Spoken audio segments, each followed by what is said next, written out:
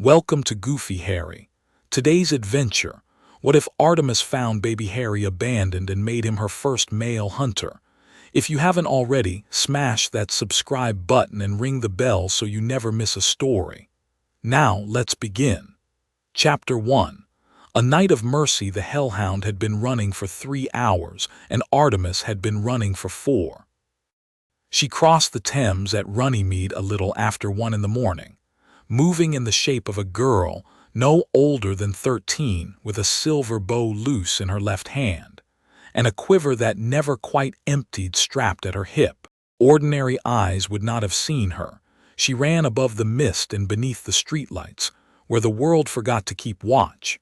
She had been tracking the beast since dusk, since it had killed a pair of collies on a sheep farm in Hampshire, and later, a child, a 10-year-old boy whose mother had sent him out for firewood. Artemis had knelt by that boy in the damp grass and closed his eyes with her thumb, and then she had begun to hunt. Hellhounds did not usually come so far north. They were drawn to certain smells: sacrificial blood, old grief, sometimes the raw signature of a demigod coming into his power. This one had fixed on something in Surrey, and whatever it was strong enough to pull the creature through 2 counties without rest. Artemis did not yet know what it was. She had a suspicion that she did not much like. She came down out of the air at the edge of a small, identical town she had no name for, a place of white doors and hedges and brass knockers, and for a moment she allowed herself to stand still and listen. Somewhere, not far, a milk float clinked. Somewhere further off, an owl, a real one, tawny, common, called. And beneath that, low as a held breath, was the rasp of the hellhound's lung. She moved. Streets by this hour had the particular hush of places that considered themselves safe. She passed between 2 rows of houses whose lights were dark, and whose gardens were trimmed into geometry. And she thought briefly, with the flat amusement she reserved for the works of men, that a hellhound in a place like this would be remembered, if at all, as a large and unusually ill-tempered fox. The beast had left a trail she could read like a letter: a scraped paint flake on a garden gate where its shoulder had caught, a strip of bruised privet, a smear of sulfur across a puddle that had not yet refrozen. It was close.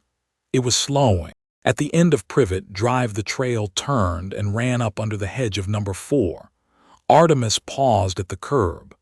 Later, when she tried to reconstruct the next minute for Hestia, she would say honestly that she did not know why she paused. She had hunted for 3,000 years. She had killed worse things than hellhounds in worse neighborhoods than this. The kill should have been a matter of 8 seconds. Yet something in her, something that was not her hunter's mind and not her goddess's mind and perhaps not even properly her own, laid a hand on her wrist and said, "Not yet." She listened. Under the hedge, something very small was breathing. She crossed the garden without disturbing a blade of grass. The hellhound was there, flattened to the turf, hackles rigid, its eyes fixed on the shadow beneath the hedge like a starving animal at a shop window. It had not yet attacked. That was its own kind of miracle. Whatever was under the hedge had held it at a distance. A distance had to be held against a hellhound with force, not with hope.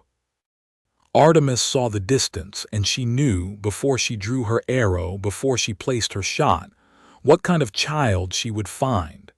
She shot the hellhound once, through the left eye and into the brain. It collapsed inward the way hellhounds do, dissolving to a rain of black ash that the wind took in 3 seconds. Artemis stepped through the ash and knelt. There was a basket under the hedge. There was a letter, folded, pinned to the blanket with what she recognized after a moment as a safety pin. There was an infant, perhaps 15 months old, wrapped in something that had once been blue and was now the color of dried creek bed. His face was white with cold. His eyes were open. They were the green of hedgerows in April and of nothing else she could readily name. On his forehead, angry and fresh, was a cut in the shape of a lightning bolt.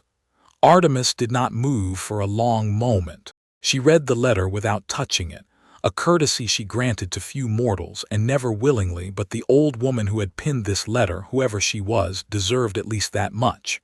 She read the name at the top. She read the names at the bottom. She read, between them, the name of a man she had met once at a party in Athens in 1943 and who had struck her as too fond of his own voice. Dumbledore. She breathed out through her nose. A small white cloud rose. Harry, she said aloud, tasting the name. Harry Potter. The infant in the basket looked at her with the direct, unjudging attention of something that has not yet learned to be afraid of what is new. He did not cry.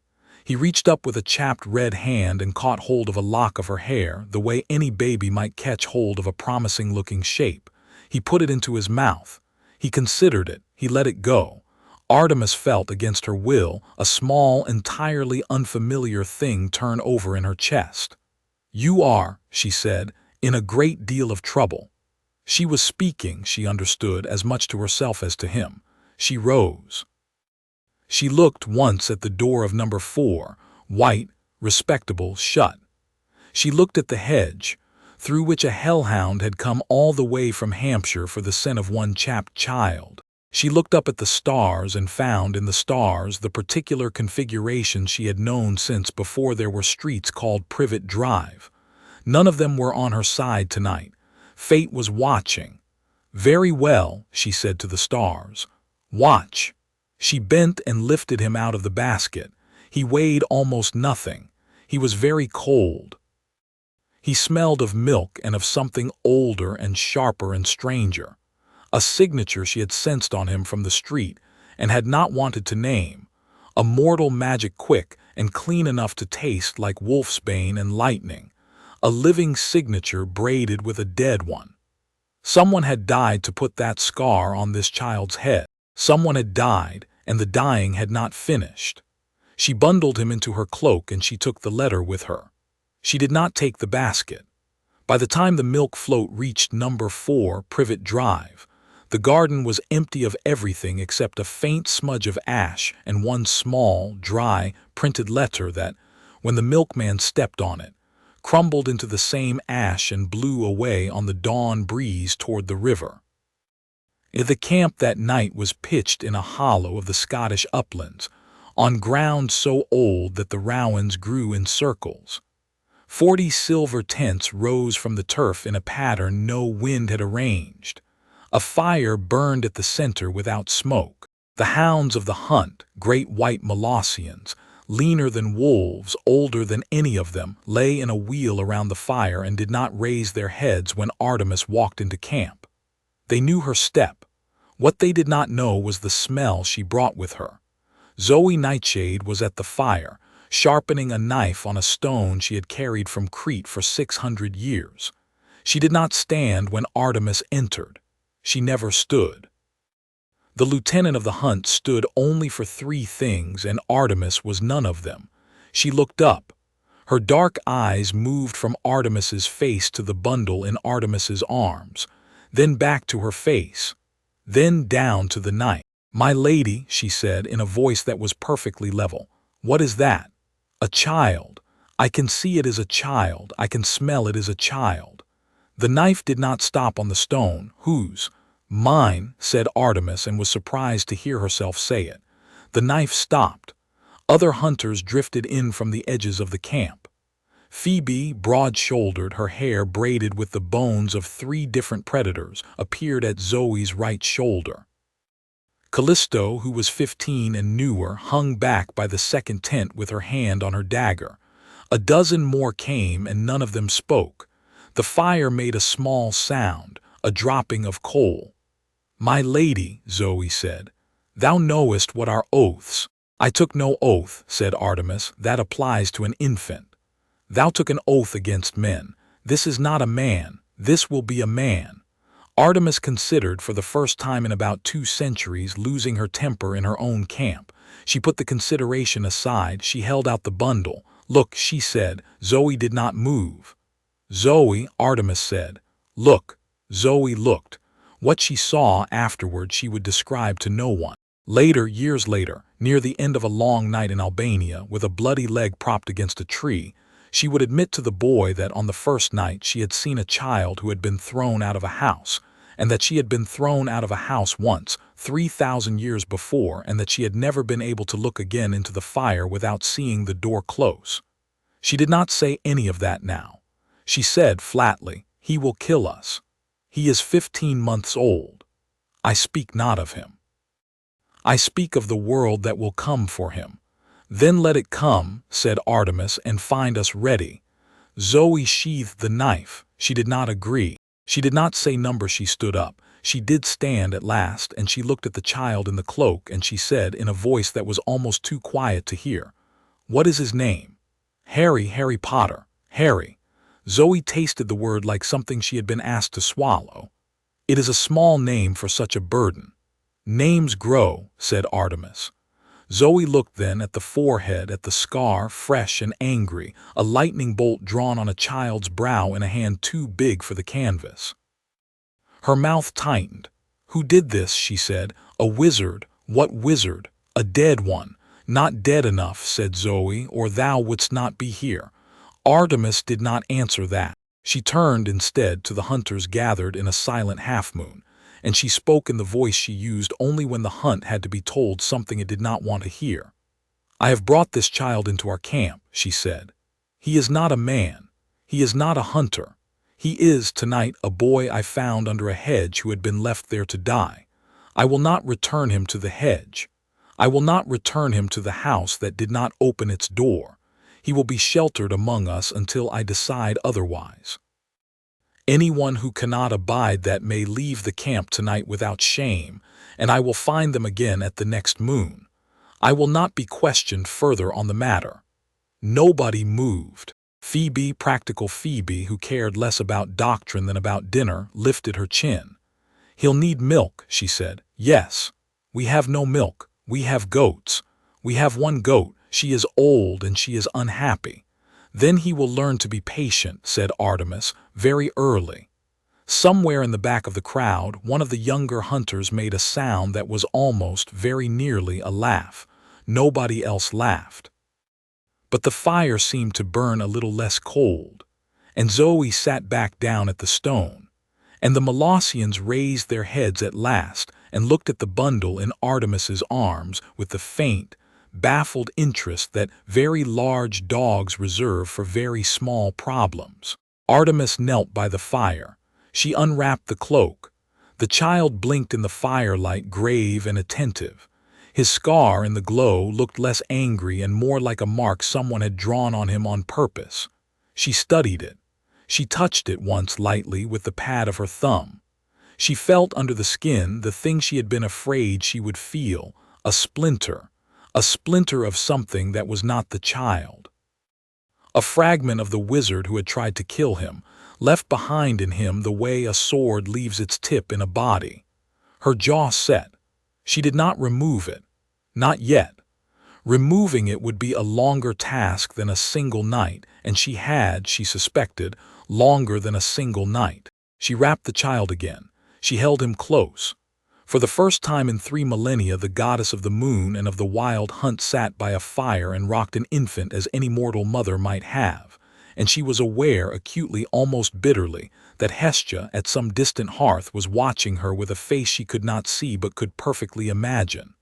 "Do not," she said, to no one in particular, "make too much of this." The fire made its small dropping sound. Harry slept. Apollo arrived at dawn.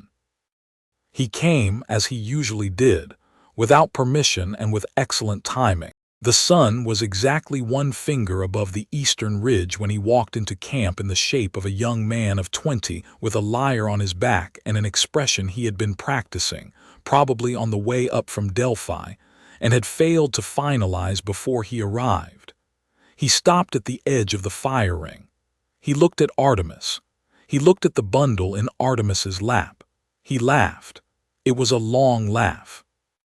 It began as a snort and developed, over the course of perhaps 45 seconds, into an actual laugh.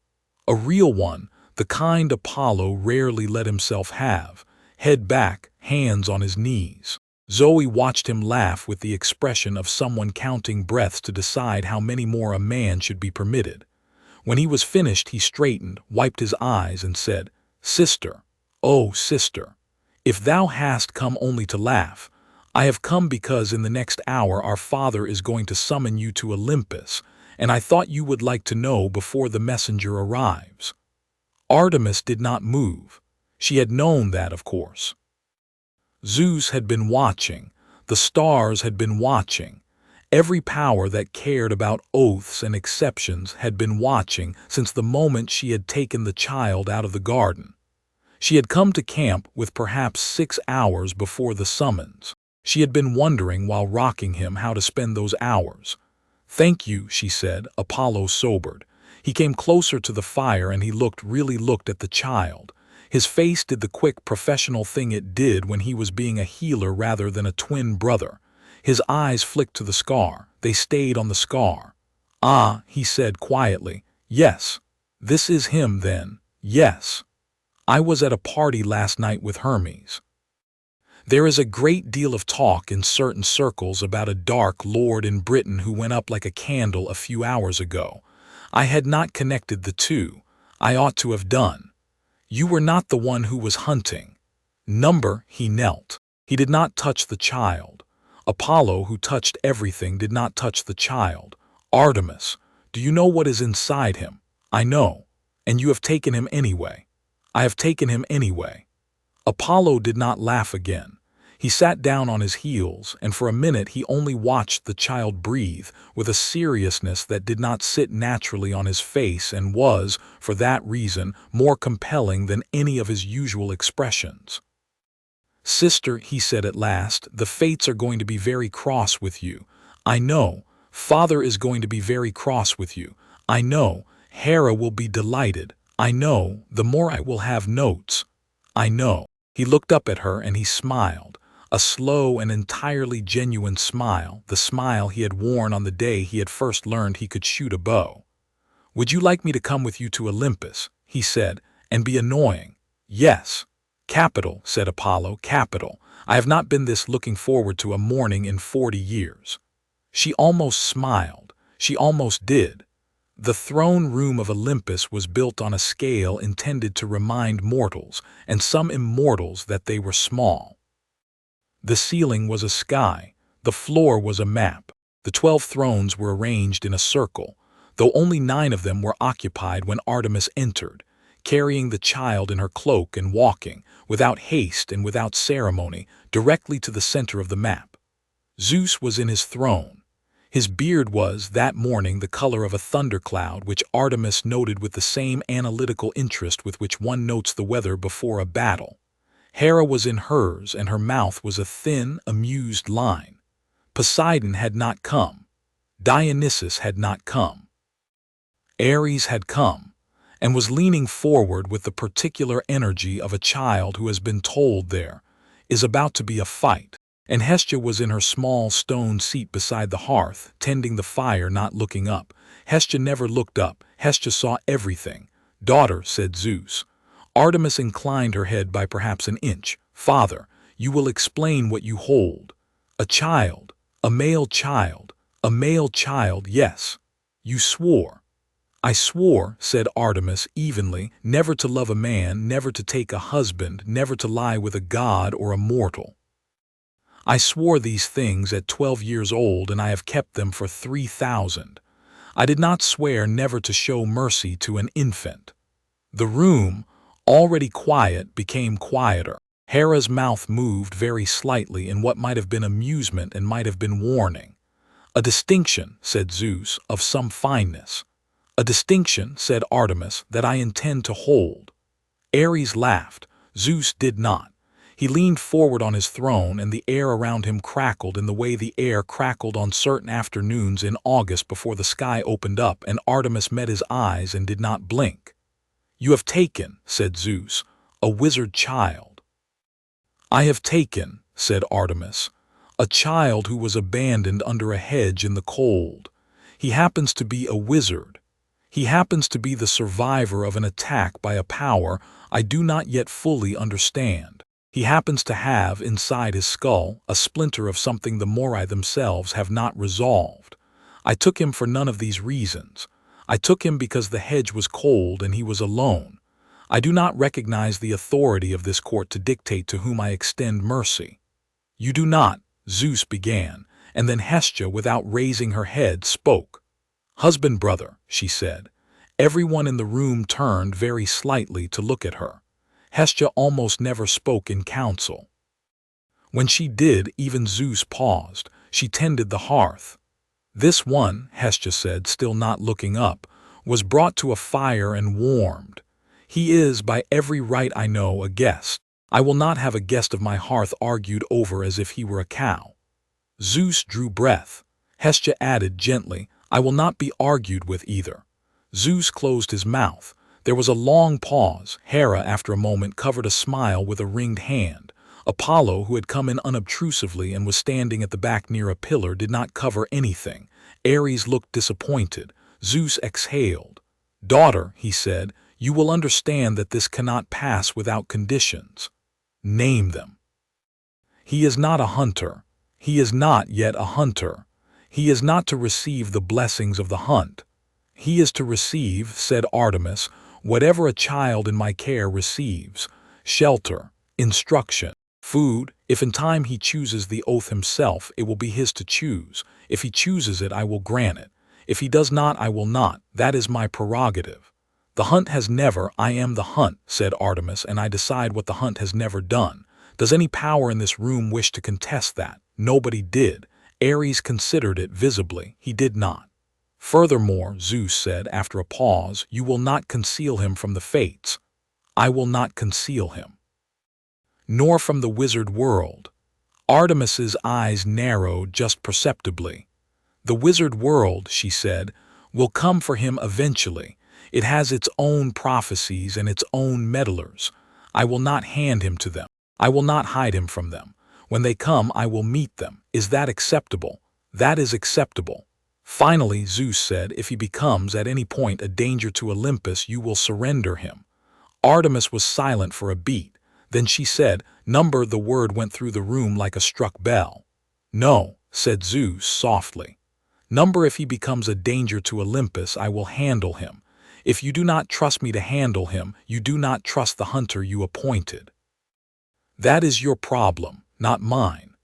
I will not hand a child I have taken into my care to anyone in this room, Father, for any reason that is not of my own choosing. On that I will take another oath here now before the hearth." "Daughter, I will take the oath," said Artemis, "or I will walk out of this room with him and you will have to decide whether to come after me." Zeus was quiet for what might have been 8 seconds. It was, for a man who had never been quiet for 8 seconds in his life, a considerable silence. Hera spoke at last. Her voice was dry. "Husband," she said, "she has thought this through. Let her have her exception. It will teach her something." "It will teach her," said Ares hopefully, "to regret it." "That," said Hera, "is what I said." Zeus looked at his daughter for a long moment. There was in his face the particular complicated expression of a father who has been outmaneuvered by a child he had long since stopped imagining could outmaneuver him.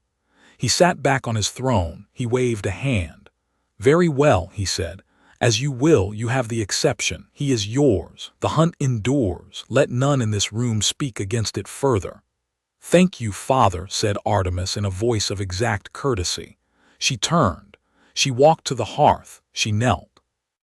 She held the child out once toward the fire, not into it, beside it, and Hestia's hand, warm and dry and smelling of wood smoke, rested briefly on the child's forehead, just over the scar. The scar under Hestia's hand stopped burning for the first time since the night before.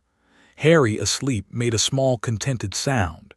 "He is my guest," said Hestia quietly, "for as long as he is a child. Let no god harm him within sight of a hearth."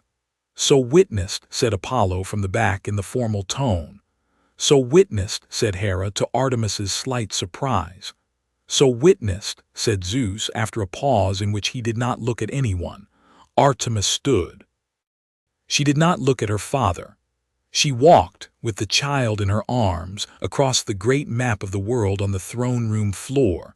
and out through the high bronze doors, and Apollo followed her at a respectful 2 paces. On the steps of Olympus she stopped. Apollo came up beside her. For a moment neither of them spoke. Below them the sun was climbing out of the Mediterranean and the day was beginning, and Harry Potter, 15 months old, was asleep with his small hand fisted in a lock of a goddess's hair. "Sister," Apollo said, "yes, you know what you have done. I know what I have done. You will be mother," he said, "to the first male hunter in 3,000 years. If he chooses it, he will choose it." "Then he will choose it," said Artemis, "and not before."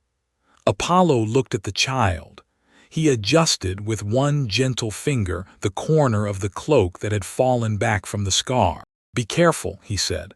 "The fates will not forgive you, and neither will the wizard. He will try again. Soon or slow, he will try again. I know, and he is intelligent, I know, and patient, I know." Apollo did not say what he plainly wanted to say next. He did not say, "And you have never been a mother, and you do not know what you are doing, and none of us know what we are doing when we start." He did not say any of that. He only stood beside her at the top of the bronze steps in the yellow of the Mediterranean morning, and after a while he said, with unexpected softness, "He has your eyes, you know. He does not have my eyes. They are green. They are his mother's eyes, Lily. Her name was Lily. Lily." Apollo turned the name over. "I will remember her. See that you do." They stood a moment longer. Then Artemis drew her cloak tighter around the child, and she stepped off the edge of Olympus, and in the manner of her kind she came down out of the sky and into the Scottish uplands as the hounds of the hunt raised their heads, and Zoe Nightshade, still awake, still by the fire, looked up to meet her lady's eyes. "It is done," said Artemis. "It is begun," said Zoe.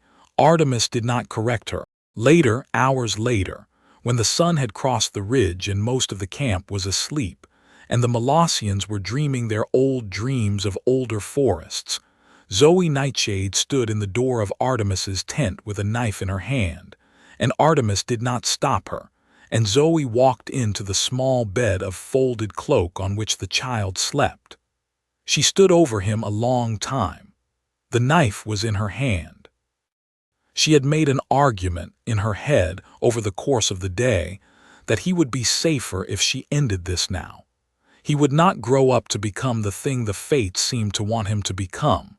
He would not grow up to drag the hunt into a war that was not theirs. He would simply not grow up, and she would be the one who had done it, and Artemis would hate her for it, and Artemis would eventually forgive her for it because they had forgiven each other worse.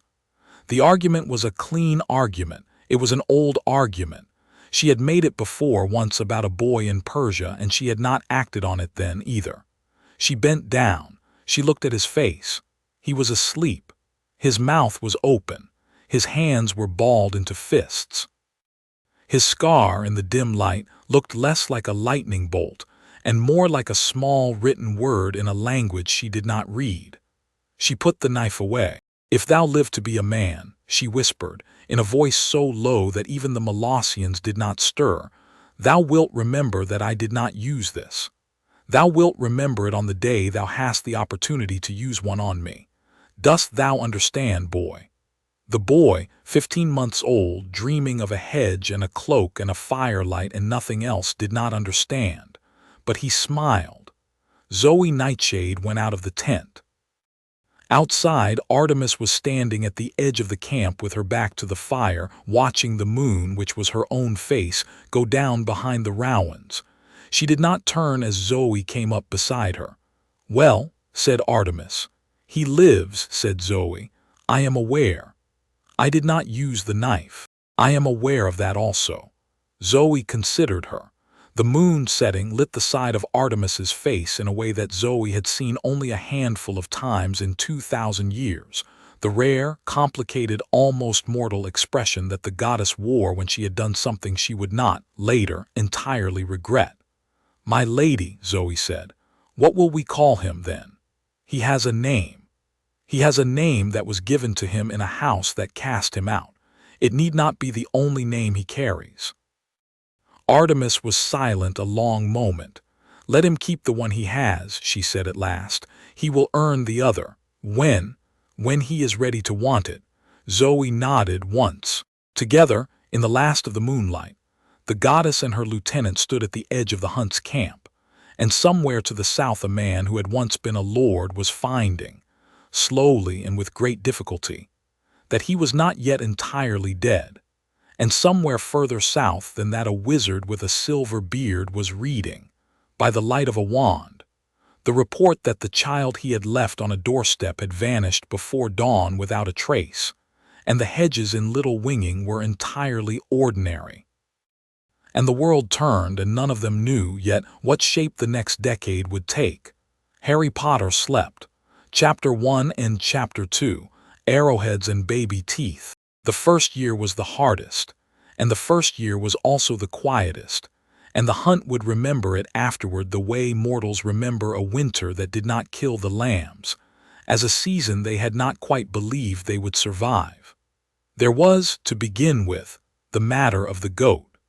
Phoebe had warned Artemis on the first night that the camp's one nanny was old and unhappy, and Phoebe, who had never been wrong about an animal, turned out to be correct about this one also. The goat, whose name was Thessaly and who had been with the hunt since the reign of Commodus, produced, on being presented with the child, exactly enough milk to keep Harry alive from one sunrise to the next, and did so with an expression of profound and personal outrage.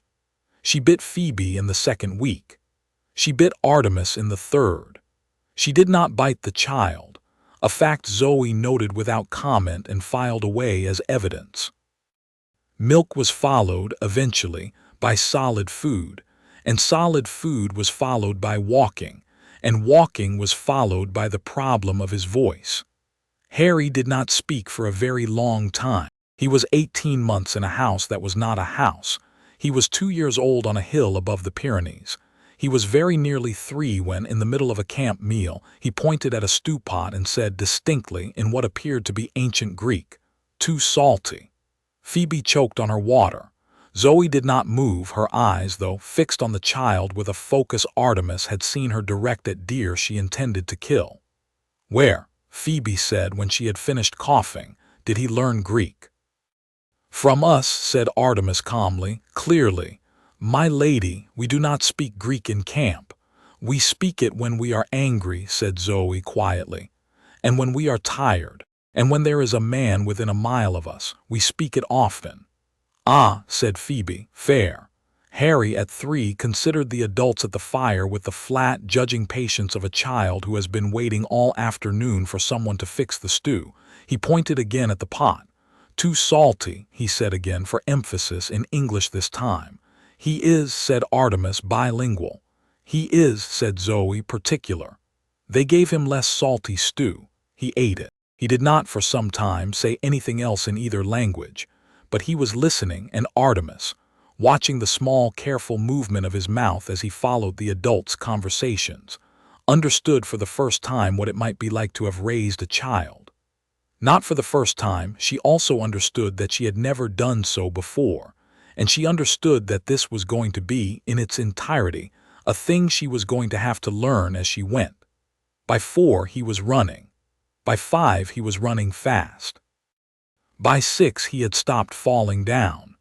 The bow came on his 6th birthday because Zoe gave it to him, and because Zoe did not wait for Artemis to ask her to.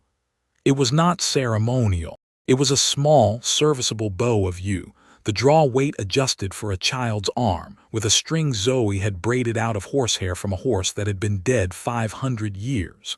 She presented it in front of the fire without comment, and she stood with her arms crossed while Harry turned it over in his hands. "Lieutenant," said Artemis from the other side of the fire in the voice that was almost, not quite, amused. "My lady, you have given my son a bow." Zoe did not look at her. "Thy son has been asking for a bow for 9 months. I have asked thee 4 times. Thou hast not answered. I have answered for thee. If thou art displeased, I will retract the gift." "I am," said Artemis, "not displeased." Zoe, who had possibly not breath for the last minute, permitted herself a single inch of relaxation. Harry, at 6, with the bow in his hands, did a thing that would recur over the years. Whenever he was given something he had wanted very badly and had been too proud to ask for, he did not smile. He did not thank anyone. He stood up. He walked in the exact formal line of a child who has been taught to walk in the woods without making noise to Zoe. He held the bow up at arm's length between them. He said, "Thank you. Thou art welcome. I will not break it. Thou wilt break it within the month. All first bows are broken. It is why the first is not made of good wood." Harry considered the bow. He considered Zoe. With the perfect, disconcerting gravity of a small child, he said, "I will not break it in the month. I will break it in the first year. I promise only that." Zoe, for the first time in perhaps 1,200 years, laughed aloud. It was a startled, almost boyish laugh, and it cracked her face open briefly in a way that several of the younger hunters found actively alarming. Callisto, who had never heard her laugh, made an involuntary sound and spilled her water. "Very well," said Zoe, recovering. "Thou hast made a hunter's promise. I will hold thee to it." Harry nodded. He kept the promise. He broke the bow in the 10th month, falling out of a tree while trying to shoot a squirrel he had no intention of actually hitting. Zoe made him a second bow, better than the first, and said nothing about the squirrel. He did not break the second bow. He did not break any bow after that. Phoebe's method of teaching was simpler. Phoebe taught him to wrestle. She taught him to wrestle because she informed Artemis on the morning of his 7th birthday. A boy with a bow and no fists was a boy who would die the first time a monster got inside his bow range. And Phoebe had watched too many boys die of that exact failure in too many previous centuries. Artemis, who had been thinking about this also, told her to proceed. The first lesson consisted of Phoebe throwing Harry on the ground 8 times in a row. He did not cry. He did not complain. On the 9th throw, he hooked her ankle as he went down, and she came down with him, and she landed on top of him, and she said, without rancor, "Good." And then she threw him on the ground 4 more times, to make sure he understood that the hook was a beginning and not an end. By 8, he could put her on the ground once in 5. By 9, once in 3. At 9.5, one afternoon in a ravine in the Urals, he put her on the ground clean. Legs swept out from under her, shoulder pin. A small, efficient twist she had never taught him, but that he had seen Zoe perform once on a satyr who had wandered too close to camp. And Phoebe, flat on her back, looked up at the sky for a long, considering moment. Then she hooked his leg, pulled him down on top of her, caught his nose in the flat of her palm, and broke it. Harry sat up bleeding and did not say anything. "That," said Phoebe, "is because thou art pleased with thyself. I was not, thou wert. Thou wert thinking, I have done it, I am better than Phoebe.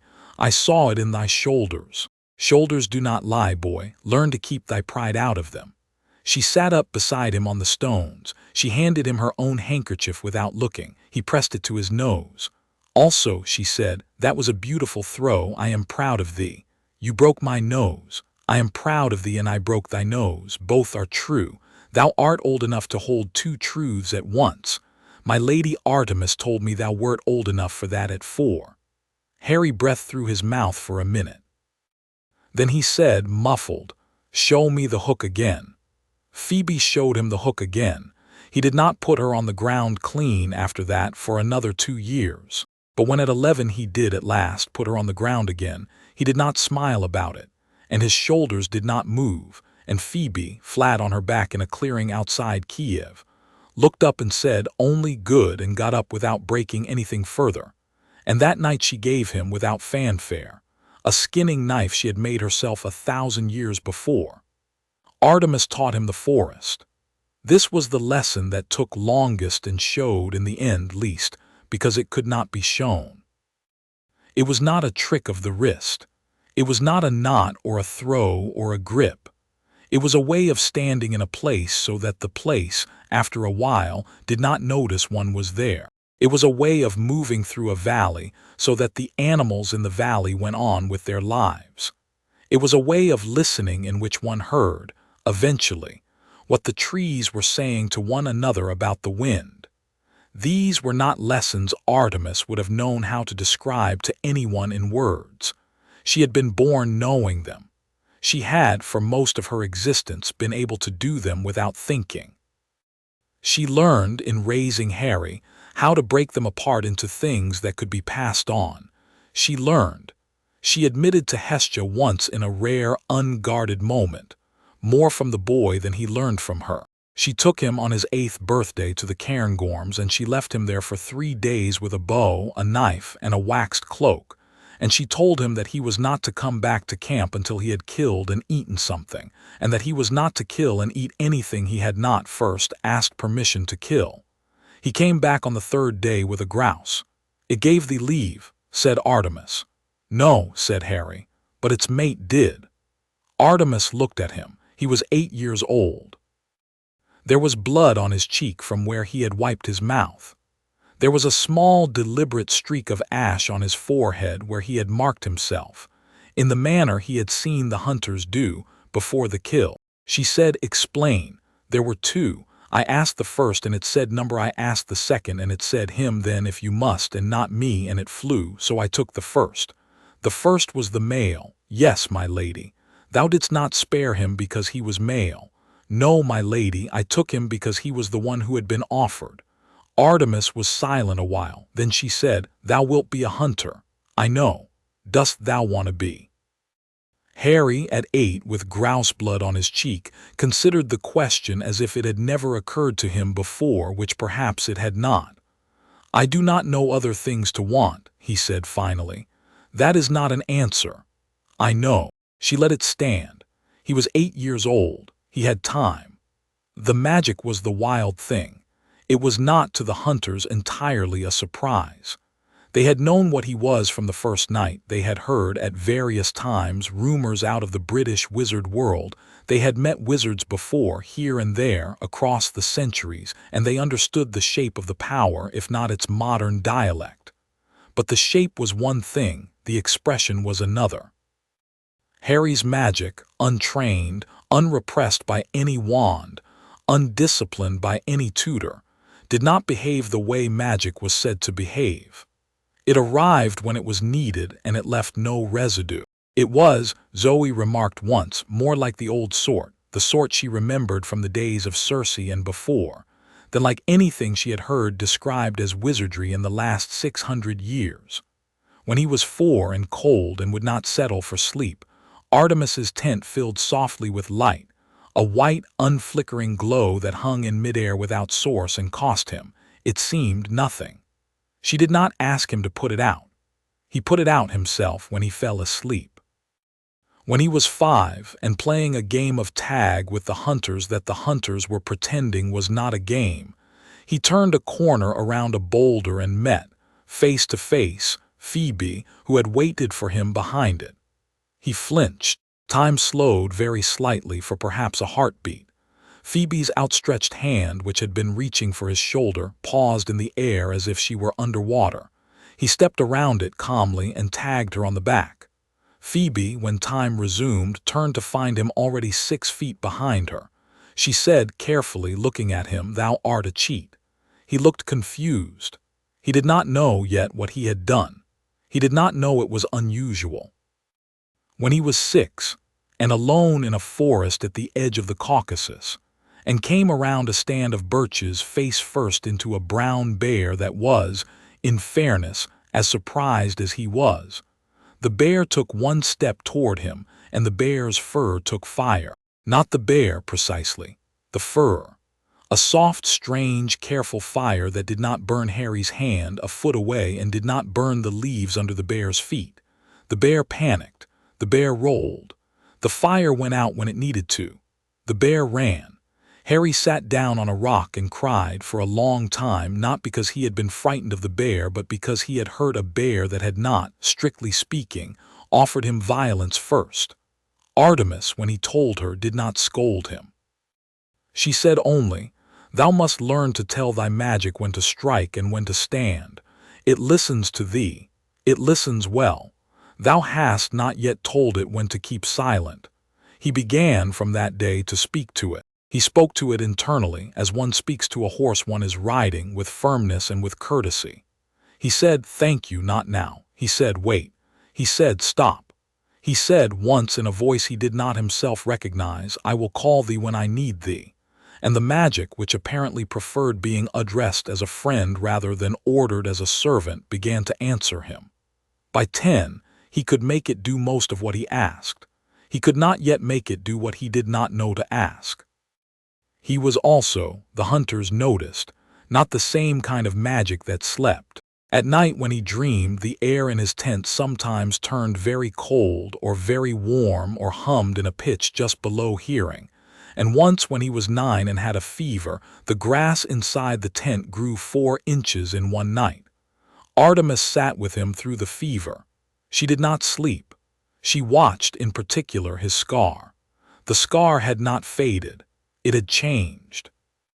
It had darkened slightly and it had thinned, the way a mark made on fresh cloth gets drawn tighter as the cloth is washed, but it had not faded. Under certain moons it glowed faintly. Under certain moons, her moons, the ones she rode, it did not glow at all. Artemis did not speak of it to the hunt. She spoke of it once to Hestia, who tended the hearth, and said only, "It will matter one day, daughter. It does not matter tonight. Go to sleep." Artemis did not sleep, but she left the scar where it was. Apollo came irregularly as he always did. He came with lyre and with commentary.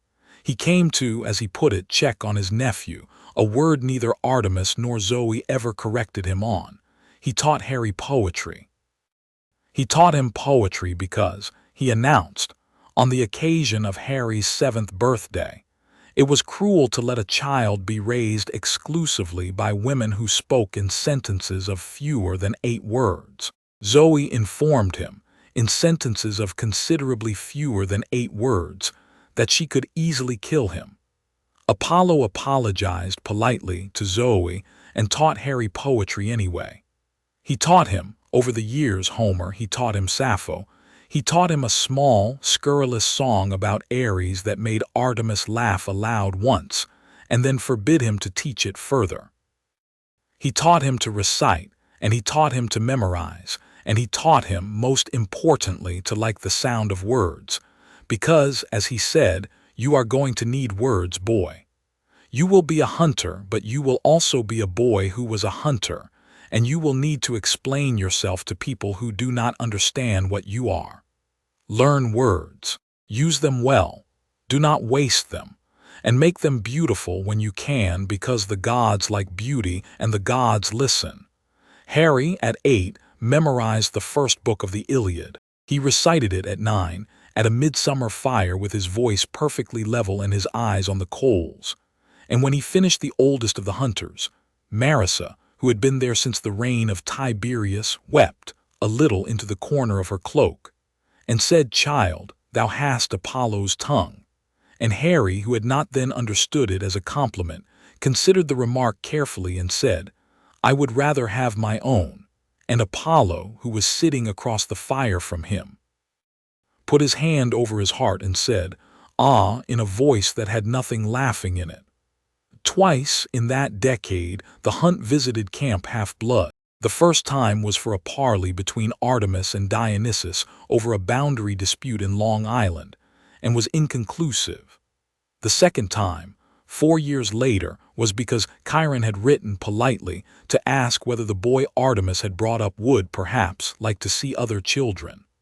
Artemis considered the request for a full month before she answered it. She answered it in the end, yes, because Harry, who had by then turned 9, had begun to ask questions of a kind a goddess could not answer. Questions like, "What do other boys do?" and "Are there other boys who learn magic like I do?" And once, in a voice small and careful, "Will I always be the only one?" Chiron met them at the big house. He was courteous, as he always was. He had taught Artemis once, briefly, in what she remembered as extremely trying weather around the year 900 BC, and there was between them the careful, ironic affection of two teachers who have survived each other's students.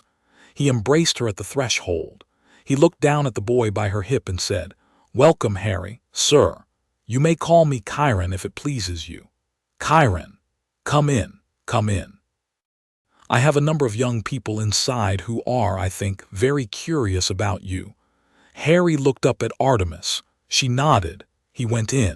The boy was brought into a large room full of demigods between the ages of 6 and 15, and the demigods, who had been told firmly by Chiron not to stare, stared. Harry, for his part, stared back. He had never seen so many children in one place. He had never seen one child before, really. That was not one of the newer hunters pretending to be a woman. He looked at them. They looked at him. Nobody spoke for a full minute. Then one of them, a round-faced boy of about 10 with a mop of black hair and an expression Harry would later recognize as permanently cheerful, stepped forward and said, "Is it true you got raised by wolves?" "By hounds," said Harry.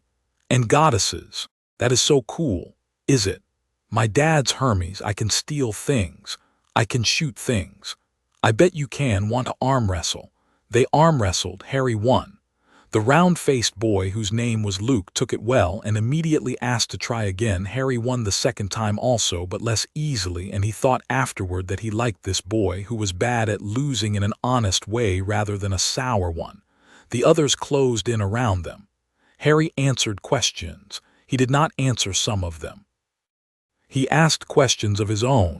He discovered over the course of one very long afternoon in the big house common room that demigods did not know how to be quiet, that they smelled strongly of sweat and of metal, that they were friendly and curious and often funny, and that the thing he had wanted most, to be a boy among boys for once, was not, as it turned out, a thing he enjoyed as much as he had thought he would. He went back to Artemis at sundown in the cabin of Artemis, which was, at the time, empty. "Well," she said. "They were kind," he said, and I wanted to go home after an hour." She watched him. He was sitting on the edge of her bed, looking out the cabin's open door at the lake in which something long and silver was swimming. His shoulders were up just a little. He was, she noticed, still not looking at her. "Harry," she said, "my lady, thou art a hunter who has not yet taken the oath. That is a rare thing. Thou hast no cabin here and no father whose name thou canst claim. That is also a rare thing. It is not a wrong thing. It is only rare. Thou mayst always come here. Thou mayst always leave. Dost thou understand?" "Yes, my lady." "Very well." They left the next morning. Dionysus, at the boundary, looked at the boy with an expression of profound and slightly drunken dislike and called him, as Artemis had predicted he would, the mongrel. Harry, to Artemis's private satisfaction, did not look at him. They did not return to Camp Half-Blood again for years. And all through that decade, under the surface of their lives, the thing the hunt did not speak of moved. Artemis felt it first in divination. Divination was not her gift. She did not hunt through smoke and intestines as her brother did. But she kept, out of ancient habit, a small bowl of dark water beside her bed, and now and then, not often, she looked into it. In the year Harry was 4, she saw nothing. In the year Harry was 6, she saw an empty room. A very long, very quiet, empty room with a dust sheet on an armchair and a fire laid but not lit. Nothing happened in the room. Nobody came into it. But she watched it for a long time, and she had the distinct, cold sensation that something was watching it also. In the year Harry was 9, she saw a snake. The snake was large. It was extremely large. It was curled around something she could not see, at the base of a tree, in a wood she did not recognize but whose earth had the particular iron smell of the Balkans. The snake was waiting. It was, she thought, being fed, though she could not see who was feeding it. In the year Harry was 10, she saw the same tree with no snake and no feeder, and against the trunk a small, thin, wavering shape like a candle flame that was trying very hard to be a person again. She closed the bowl. She put it away. She did not look into it for a year. When she looked again, it was the spring before Harry turned 11. The candle flame was stronger. It had, she thought, learned something in the interval. It was no longer only hungry. It was hungry and it was thinking. It was hungry and it was patient, and it was, above all, reading. It has found something, she thought, with the cold certainty she rarely mistrusted. It has found something that is going to let it come back. She did not tell Harry, she told Zoe. Zoe heard her out in silence, sharpening, as always, the same knife on the same stone. When Artemis had finished, Zoe said, "Then we will kill it again, my lady, when it shows its face, as many times as it takes. I think it will not show its face. I think it will use another's. Then we will kill that face also." Artemis looked at her lieutenant, at the dark eyes and the dark braid and the hand that had not stopped moving on the stone, and she thought, not for the first time, that the gods had made very few things in the history of the world better than Zoe Nightshade. "Zoe," she said, "my lady, when the time comes I will not send him alone." Zoe looked up at that. She took in Artemis's face, the hard, still, decided face, and she nodded once. "Thou wilt not have to send me, my lady," she said. "I will already be going." They did not speak of it further. The summer of his 10th year, Harry shot a deer at 150 yards, clean through the heart, with the third bow Zoe had ever made him. He was alone when he made the shot. The deer had not known he was there. Artemis, standing at the edge of the clearing without his knowing, watched him lower the bow and stand a moment perfectly still before walking to the body to thank it.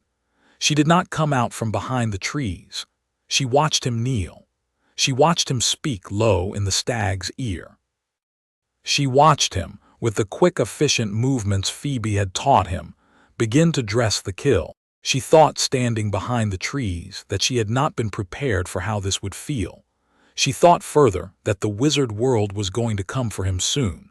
She had perhaps one more summer before a letter arrived at a camp that could not be letterboxed, and a wheelbarrow of teachers descended on a camp that could not be easily descended upon. She had one more summer of him as a boy. After that he would be, whatever happened, something else. She did not step out from behind the trees. She watched him finish dressing the stag. She watched him stand and pick up the carcass and walk with it over his shoulder through the trees toward camp, in the exact, silent, unhurried stride the hunters had taught him, a boy of 10 carrying a full deer as if it were a sack of wool.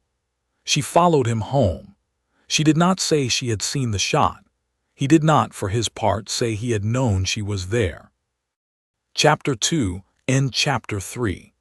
The monster in Albania, the letter that came out of the Balkans that spring, was short, and the boy who had written it was dead by the time they received it. He had been, according to Chiron's forwarding note, a son of Hecate named Andreas, about 14, on an independent quest of his own because Camp Half-Blood had not sent him one, and he had been impatient. He had tracked something.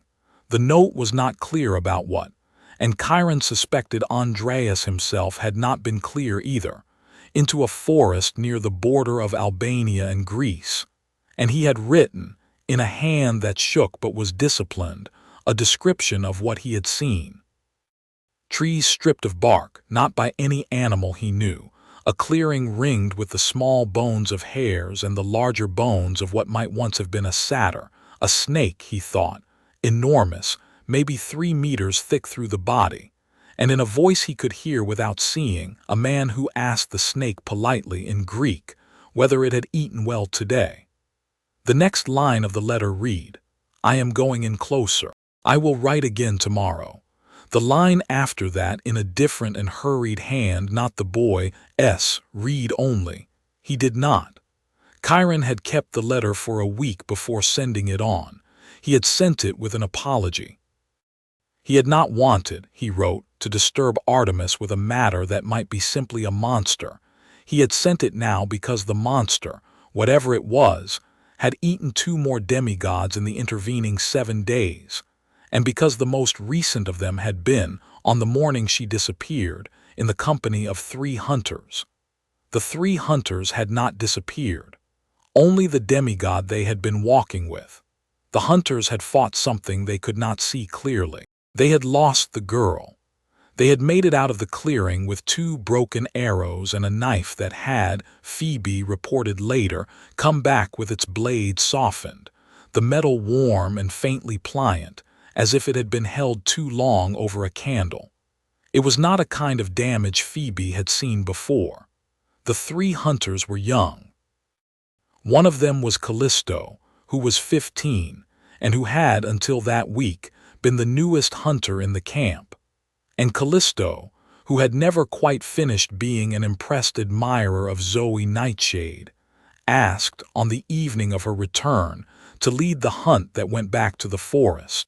Zoe quietly said number Artemis, publicly said number Callisto accepted this without protest, which should afterward have warned them both.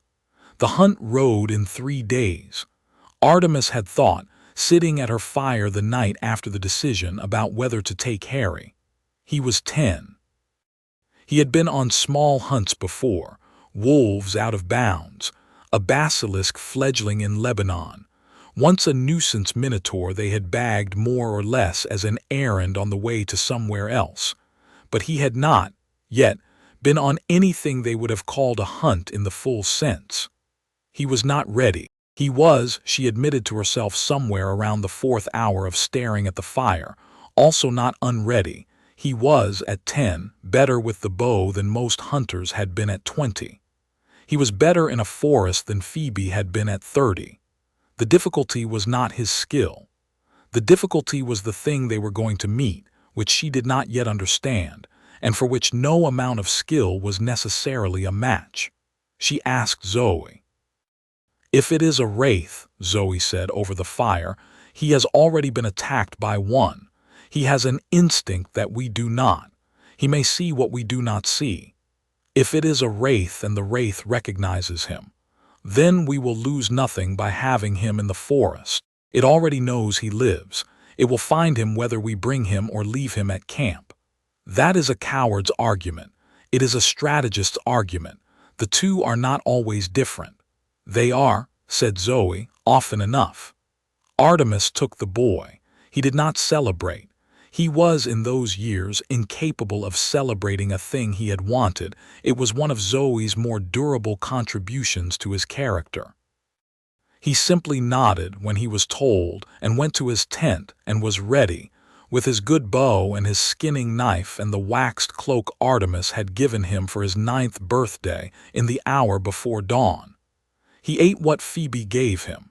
He drank what she gave him. He mounted his horse, which was a small gray mare named Pericline who had been foaled in the year Rome fell, and he fell in behind Zoe in the line and he rode.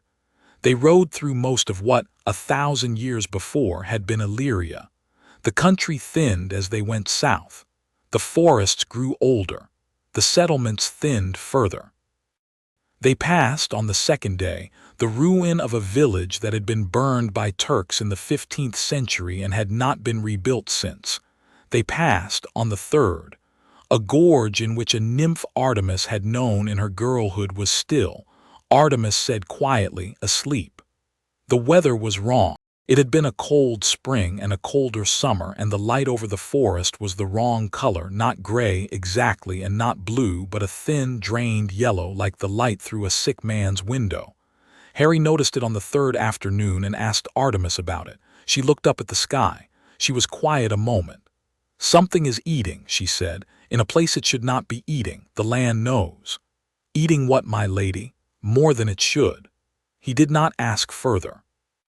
He had learned over the years not to ask further when Artemis's voice changed pitch. They made camp, the 4th night, at the edge of the forest in which Andreas's letter had been written. Callisto approached Harry that night. He was at the far edge of the camp, checking in the way he always checked, the string of his bow. She came up quietly, in the boots she had not yet quite learned to walk in soundlessly, and she sat down a few feet away from him. She was 15. She had been 6 weeks ago the 3rd youngest hunter in the camp. The death of the girl in the forest, which had happened within her hearing, had aged her by something that was not quite enough to name. "Harry," she said. Callisto, Zoe said I was not to speak to thee before the hunt. Why? She said I was not to carry my grief into thy first hunt. She said it was unlucky. Then thou shouldst not speak to me. I know. Callisto was quiet a moment. I will anyway. He looked at her. She was small in the firelight and her eyes were red around the edges, and she had the particular disciplined composure that new hunters got from watching the older ones, a borrowed stillness she had not yet made her own. I want thee to know, she said, that if I had not run I would have been killed too. Zoe told me this. My lady told me this, I know this. And yet I would have preferred to have stayed. Why art thou telling me? Because thou art the only one, she said, who has not said something to me about it. He thought about that. I do not know thee well enough to comfort thee, he said finally. Comfort from a stranger is worse than silence. I did not want to worsen it. Callisto looked at him. She looked at him for a long moment, long enough that the firelight in his eyes had time to flicker twice, and then she smiled, a small, exhausted, entirely adult smile, and she said, "Thou art not a stranger, Harry. We have not spoken in months. I have watched thee grow up for 4 years. That is not a stranger. That is a younger brother." He did not know, immediately, what to do with that. No one in the hunt had ever called him brother. He had technically 40 sisters. He had never been called brother by any of them. He looked down at his bow. "I did not know," he said at last, "that thou thought of me so. We all do. All. Well, not Phoebe. Phoebe thinks of thee as a pup, not Zoe. Zoe thinks of thee as a weapon she has not yet finished making. The rest of us think of thee as a brother. I have never had a sister," he said, "who told me so. Zoe said I was not to, Harry. I have told thee on behalf of the rest of us. When this is over thou wilt pretend I have not said it. I will not. Thou wilt. I will not, on my oath. Thou hast no oath. I have the oath I make thee now. That is enough for me." Callisto looked at him again. Her smile was a little larger this time. "Thou wilt take the oath one day," she said. "Do not let any of them bully thee. Take it when thou want to take it." "Yes. Good night, brother. Good night, sister." She went. He sat a while longer by his bow, and then he slept, and he dreamed for the first time in a long time of a room with a dust sheet on an armchair and a fire laid but not lit.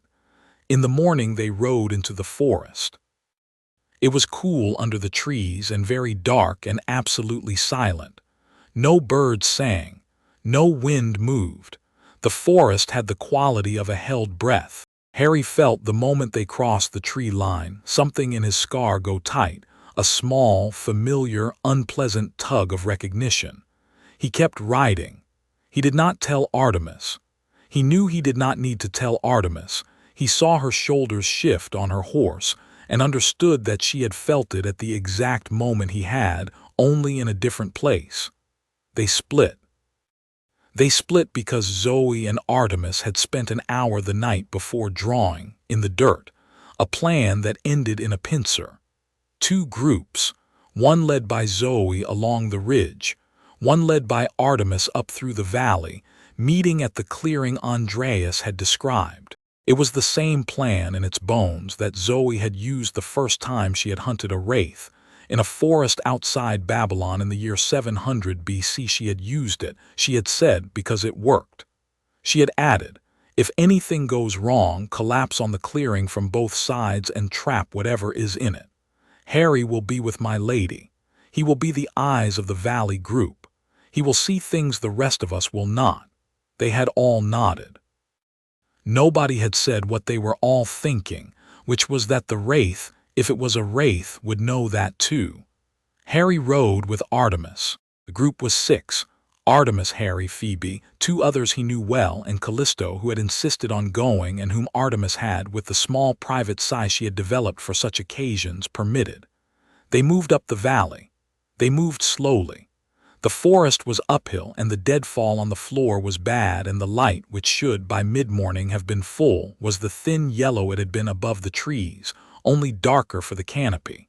Harry rode in 3rd position. He rode with his bow across the saddle. His scar, the longer they were in the trees, did not stop tugging. It moved from tight to warm to, At one very bad moment near a birch stump, distinctly hot, he put a finger to it. His fingertip came away with no blood, only a small, unfamiliar warmth, as if he had touched the side of a cup of tea. He opened his mouth to tell Artemis. At that moment the snake came out of the undergrowth. It came fast. It came from the left, low, at an angle that said it had been waiting there for some time. It was not 3 meters thick, as Andreas's letter had guessed. It was closer to 2, but it was long, and it moved with the quick coiled speed of a thing that hunted well. It went straight for Pericline's throat. Harry was already moving. His bow came up.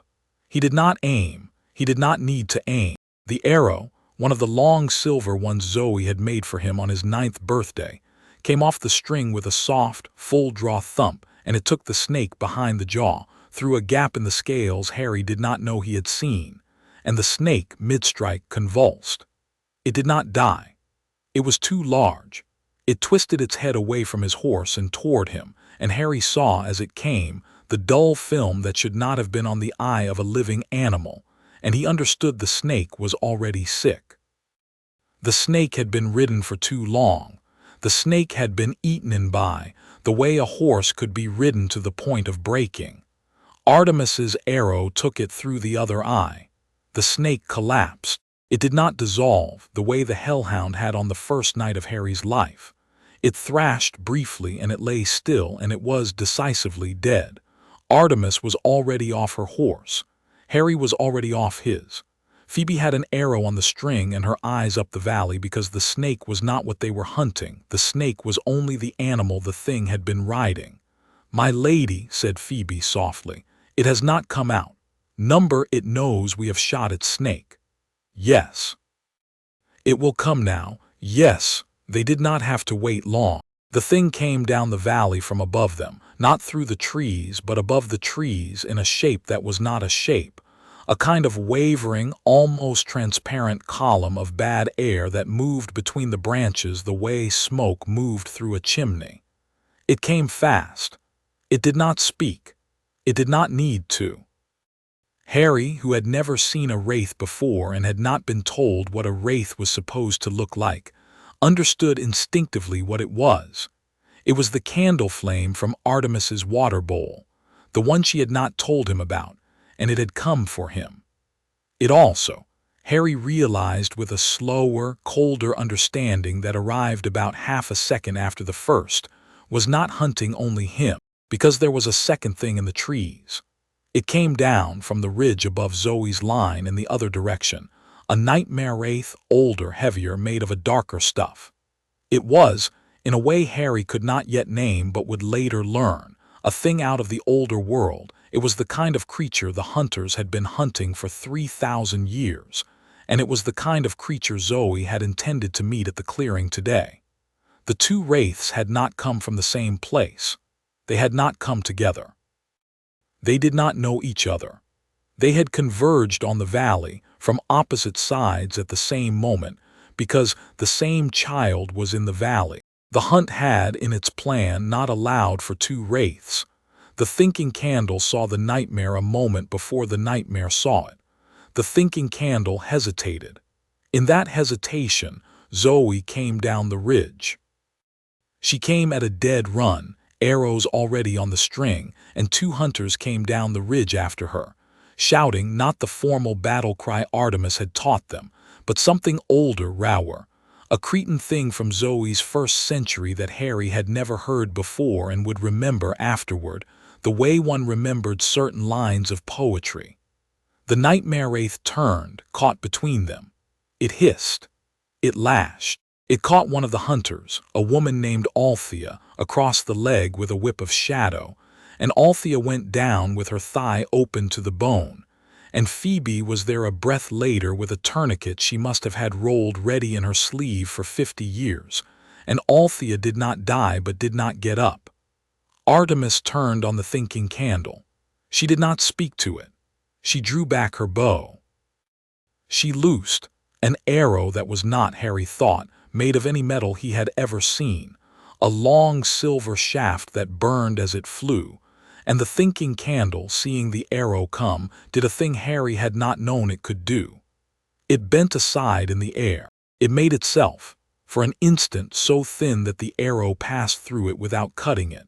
And then, as the arrow buried itself in the side of a beach behind it, the candle swelled again into a column and went, not up the valley, not away, but sideways toward Harry. It was on him in half a second. Zoe saw it coming and could not cover the distance. Artemis saw it coming and had no second arrow knocked. Phoebe saw it coming and was holding a tourniquet on Althea's leg. Harry, who saw it coming also, did the thing he had been taught not to do. He spoke to his magic. He spoke to it without a wand, without a word, without any of the rote a British wizard would have used, with only the internal, courteous, disciplined sentence he had developed over 4 years of practice. Thank you, now not small enough. The air in front of him opened. It was not a shield. It was not a fire. It was not any of the things he had done before. It was a wall of nothing, a clean, perfect absence, the shape of a lens about a foot thick, standing between him and the candle. The candle hit it. The candle, on hitting it, did not scatter. It stopped. It hung there, pressed against the lens, trying to get through, unable to get through. For a full second it pressed, and Harry saw in the candle a face, a thin, long, white face with red eyes and no lips, the face of a man whose name he had not yet been taught but whom he recognized, with a recognition that was in his blood and not in his memory, as the thing that had 9.5 years ago put a scar on his forehead. The man in the candle screamed. It was not a scream of pain. It was a scream of frustration, a long, outraged, intelligent sound, the sound of a scholar finding his library on fire. And under the scream, almost drowned by it but still audible to Harry, the man in the candle said in perfectly clear English, with a precision that cut through the roar of the nightmare wraith and Zoe's shouting and the whimper of Althea in Phoebe's arms, "The Potter boy." Harry said nothing. The lens held. The candle pressed. The candle, after 2 more seconds of pressing, understood that it could not get through, and it did what a thinking candle of its kind did when it could not get through. It fled. It broke away from the lens, and it went, in one fluid, fast motion, up and over the canopy and away, back up the valley, back toward whatever it had come from. And on its way out it brushed once against the nightmare wraith. And the nightmare wraith, which had not understood it was there, screamed in a different key and turned to face where it had been. And Zoe put 3 arrows into the nightmare wraith while it was distracted, and the thing came apart like wet paper. The forest was very quiet. Harry lowered his hand. The lens dissolved. The air where it had been was, he noticed, cold, a particular, clean, unnatural cold, as if a window had been open to winter for an hour and had just been closed. He looked down at himself. He was not hurt. He looked at his hand. It was not shaking. He looked at Artemis. She was looking at him with an expression he had never seen on her before. It was not pride. It was not fear. It was something that was, perhaps, a 10th part each of both, and the rest of it was calculation. The fast, cold, practical calculation of a goddess who had just seen that her son had, at 10 years old, produced a piece of magic that she herself would have had to think about for a full second before performing. She said quietly, "Harry, my lady, did thy scar hurt?" "Yes, my lady, when we entered the trees, and worse when it came." And now he touched it. He was surprised himself to find that it had gone cool. It was, for the first time in the hour, entirely ordinary. It has stopped. Artemis nodded. She did not ask anything else. She turned to Phoebe, who was still kneeling over Althea, and she said crisply, "Can she be moved?" And Phoebe said yes, slowly, and Artemis said, "Then we move slowly." And the hunt began, the long business of carrying Althea out of the valley. Zoe, in all of this, did not speak. She had taken, Harry noticed, a cut across her calf from something, not from the snake, not from the nightmare wraith, but from a branch she had broken in her run down the ridge. It was bleeding freely into her boot. She bound it herself, one-handed, while watching him. She did not look away from him for most of the walk out. They made camp 3 miles clear of the tree line, on the open grass, where the light was no longer yellow and where birds sang again. Althea would not die, Phoebe, who had, in the course of her centuries, stitched up wounds that would have killed lesser people twice, had closed the thigh with a cleanness that surprised even her. Callisto, who had been almost useless during the fight from a combination of grief and inexperience, sat beside Althea through the afternoon and held her hand, and was, in that way, not useless. Harry sat with Zoe by her fire. She let him sit. She did not speak for a long time. She was, as ever, sharpening something, this time an arrowhead of bronze, which she had taken out of her quiver and was working on, Harry thought, because the working kept her hands occupied and the mind busy. He watched her work. "Thy leg is bleeding," he said eventually. "I know. Let me. Thou art a child. I have stitched a rabbit, I have stitched a dog, I have watched Phoebe stitch a hunter. I can stitch thee. Thou hast never stitched a lieutenant. Thou wilt be the first." Zoe looked at him over the arrowhead, with the particular dry, amused expression she used when she wanted not to laugh. She said at last, "Very well." She rolled up her trouser leg. The cut was not deep, but it was ragged and it wanted closing. He cleaned it with the small flask of wine Phoebe had pressed into his hand when she'd left. He threaded a needle with wax thread. He drew it through, carefully, 7 times without once making Zoe flinch. She watched him work. When he had finished, tied off, cut the thread with his teeth as Phoebe had taught him, because fingers could be unsteady and teeth could not, she said, in a voice low enough that only he could hear it over the fire. "Thou shouldst tell thy mother about the scar. She knows it hurt. She does not know what thou hurtst." Harry was quiet. He put the needle back into Zoe's kit. He wound up the remaining thread. He did not look at her. "The candle spoke," he said at last. "It said my name." "Yes." "My father's name. It called me the Potter boy." "Yes." "It knew me. It knew the hand that put the scar. It knew the scar knew thee. That is enough to know thee for a thing of that kind." "Zoe, lieutenant in camp." "Lieutenant, yes. What was it?" Zoe looked at him a long time. She was, he realized, thinking in the careful, difficult way she thought only when she was going to tell him the truth rather than a version of the truth shaped for a 10-year-old. "It was," she said at last, "the man who killed thy parents." Harry was quiet. "He is not dead, then?" "Number, he is not alive either. He is in between. He has been for 10 years trying to come back." "Is he coming back?" "He is closer than he was. That is why my lady has been watching the water bowl. That is why we have been training thee. That is why when thou wert 11 we were going to tell thee. Tonight was not the evening we had planned. Tonight it has told thee itself." He nodded slowly. "Zoe," he said after a moment, "yes, the other thing, the nightmare, thou wert coming for that, not for him. Yes, they did not know about each other. Correct. They met because of me. Yes."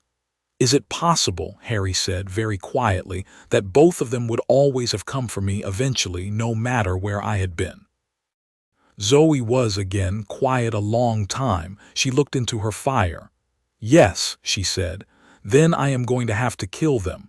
She did not answer at first. When she answered, it was in a voice he would remember over the years in the quiet moments before decisions. "Thou wilt not kill them alone," she said. "Understand this. Thou art not a boy who kills alone. Thou art a hunter who has not yet taken the oath, and I am thy lieutenant, and my lady is thy mother, and we will not leave thee to do this alone.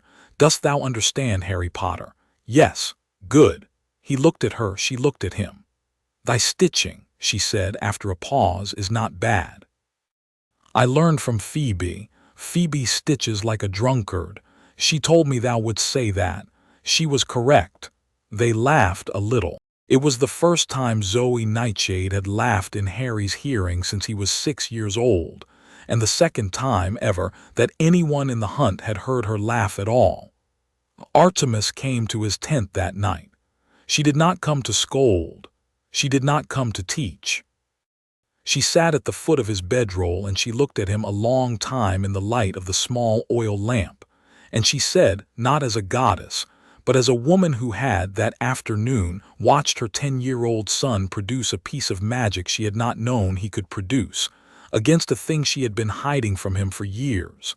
"I am sorry." "For what, my lady?" "I should have told thee about him. I had a plan. The plan assumed I had another year.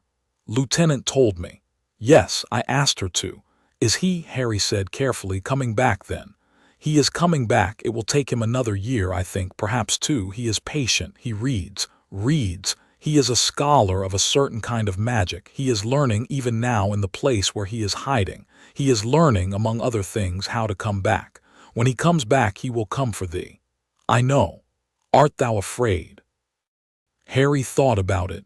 He thought about it honestly, which was his habit. He thought about the candle in the forest and the scream in English and the way the lens of nothing had held, and he thought about the fear in the moment which had been real, and he thought about the fear now, hours later, which had more or less gone. He thought about Zoe laughing. He thought about Callisto calling him brother. He thought about his mother, sitting on the foot of his bedroll, looking at him with the face of someone who had made every wrong preparation for every right reason. "No," he said. "I am not afraid. Thou shouldst be a little. It will keep thee careful." "Then I am a little afraid, my lady." "That will do." She did not touch him. She did not in those years touch him often. The gestures of affection between them were small and particular, and had taken years to develop. She did now sit beside him for a long moment in the lamplight. She did, after a while, reach out and adjust once with 2 fingers the corner of his bedroll, the way she had adjusted the corner of his cloak on the steps of Olympus when he was 15 months old. Then she got up and she went out. Harry lay awake in the dark for perhaps an hour, looking at the top of the tent. Across the camp, by her own fire, Zoe Nightshade had begun to sharpen her knife again. Not the bronze arrowhead she had been working on in the afternoon, but the old Cretan knife she carried in her belt, the one with which she had very nearly killed him on the first night of his life. She sharpened it with a particular patience. She looked occasionally up the valley toward the forest they had left. She did not blink. Somewhere far to the south, in the forest the hunt had not followed her into, the thing that had called him the Potter boy folded itself into the trunk of a particular tree, and it began to think, patiently, methodically, and with a genuine, renewed interest, about a boy it had heard of only vaguely 10 years before, and that it now understood in a way it had not understood that afternoon, was going to be the problem of its second life. It began, that night, to plan. Chapter 3. In Chapter 4. Letters from the lesser gods' owls could not find the hunt of Artemis. This was not precisely a deliberate cruelty on Artemis's part. It was a consequence of the hunt's being, for the better part of 3,000 years, unlisted. The camp moved every moon. The trees around it bent their branches to hide it. The wind, which had been asked certain favors by its mistress around the time of the fall of Troy, did not carry smells or sounds or birds in the direction of the silver tents unless Artemis permitted it. There existed, in the Muggle world, certain topographical atlases. None of them showed the hunt. There existed, in the British wizard world, certain registries of magical locations. The hunt had never appeared in any of them, because the hunt had, in the entire history of the British wizard world, never once been in a place where any British wizard had been invited. This was a problem for the British wizard world in the summer of 1991, because the British wizard world needed to send a letter. The letter, the first of them, the stock Hogwarts letter, addressed in its usual emerald ink, had attempted, on the appointed morning, to fly out of the Hogwarts tower and find the boy to whom it was addressed, and had failed. It had flown southeast and then southwest and then, for a while, in a small confused circle above the Midlands, And finally, because the kind of enchantment that addressed a Hogwarts letter to a specific boy required either a house or a body to aim at, and had, in the absence of either, fallen back on its last resort, it had flown, sulking, back to Professor McGonagall's desk and dropped itself, face up, on her blotter. McGonagall, who had been drinking her morning tea and reviewing the Transfiguration syllabus for the coming term, picked up the letter. She read the address. Mr. H. Potter, The Hunt of Artemis, wherever it may presently be. She did not at first believe her own eyes. She read it again. She put the letter down. She stood up. She looked out of her window at the grounds of Hogwarts, at the lake and the forest and the distant peak of the mountains, and she said aloud to nobody in a voice entirely level, "Oh, for Merlin's sake." She put on her traveling cloak. She sent on her way out a curt note to the headmaster's office, Albus. "The boy is not in Surrey. He never has been. I am going to find him. Do not send owls. Minerva."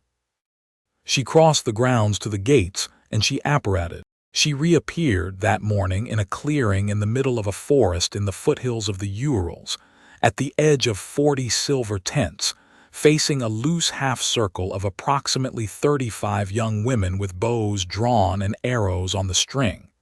She did not flinch. The hunters did not lower their bows. They did not either loose.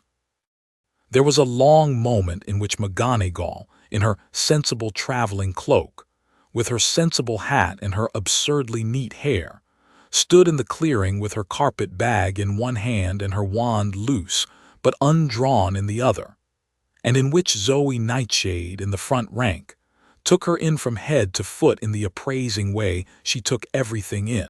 "Thou art a wizard," said Zoe at last. "I am a witch, yes.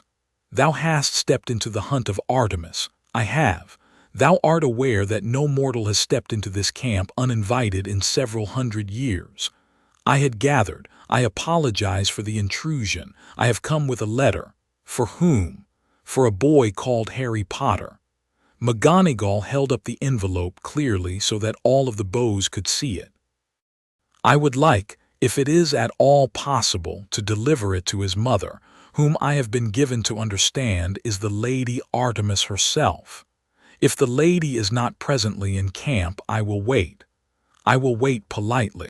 I will not attempt to deliver the letter directly to the boy, because I have reason to believe his mother would prefer I did not. I should also like to add, if I may, that I have not drawn my wand. I have been told, quite often, that it is bad manners to do so in the presence of the hunt." There was, in the clearing, a small collective pause. Zoe Nightshade's expression did not change. It did not, strictly speaking, ever change, but a small, ironic line appeared for perhaps a second at the corner of her mouth and was gone. "Lower the bows," she said. The bows went down, not far, but down. "My lady is in camp," she said to McGonagall. "Thou wilt come with me. Thou wilt not touch anything. Thou wilt say nothing to any of my sisters until I tell thee thou mayst. Thou wilt not address the boy at all unless he addresses thee first. If thou dost, I will break thy hand. Dost thou understand me, witch?" "I understand you perfectly, Lieutenant," said Minerva McGonagall, who had not survived 50 years at Hogwarts without recognizing a competent woman when she saw one. "Please do lead the way." Zoe looked at her for a long moment, a second, longer glance, in which Zoe had the distinct sense that this particular witch was going to be manageable. She turned on her heel. McGonagall followed her through the camp. Harry, whose tent was 3 down from Artemis's, had heard the stillness. He had come out in the clothes he slept in to the mouth of his tent. He was holding, unconsciously, his bow. He saw, at the center of the camp, a tall woman in a green cloak with a tartan edging walking beside Zoe Nightshade. He saw, beyond her, his mother coming out of her tent with the small particular walk she used when she had expected an unpleasant interview. He went back into his tent and he got dressed. By the time he came out again, properly boots and belt, the letter had been delivered. McGonagall was sitting on a stump in front of Artemis's fire. She had a tin cup of the hunt's particular bitter tea in one hand. She had not complained about the tea. She was discussing, in a voice of perfect diplomatic courtesy, the circumstances under which the boy they were both discussing, your son, madam, I will call him your son, for so I understand he is, might, in the coming September, be attending a school about which his mother presumably had strong opinions, and of which his mother had never personally approved. Artemis heard her out. Artemis did not interrupt. When McGonagall had finished, she said only, I will think about it. I understand. I will want, said Artemis, to speak with your headmaster. I had thought you might. At a place of my choosing, at a time of my choosing, and with a witness of my choosing. I will relay that. Good. McGonagall set down the cup. She rose. She inclined her head precisely to Artemis, not a curtsy, but a nod that was respectful without being obsequious, the nod of a witch of some standing who was not going to be frightened by a goddess but was going to treat one with exact politeness, and she said, Madam, if I may, I taught the boy's mother. I liked her very much. I would like, very much, to see the boy brought up in such a way as honors her memory, whatever else is decided. Artemis looked at her a long moment. Harry, from the door of his tent, watched his mother's face, which had done a small, tight, almost imperceptible thing. You knew Lily Evans, said Artemis. I taught her. 7 years. She was a very fine student. I was fond of her. Did you know James? I taught him also. He was, McGonagall paused, and Harry saw at the corner of her mouth a small affectionate half-smile the rest of her face had not authorized. Exasperating, but likewise fond of. I am, in case it is not yet clear, extremely fond of this boy in the abstract, madam, and would be likely to be fond of him in the concrete also.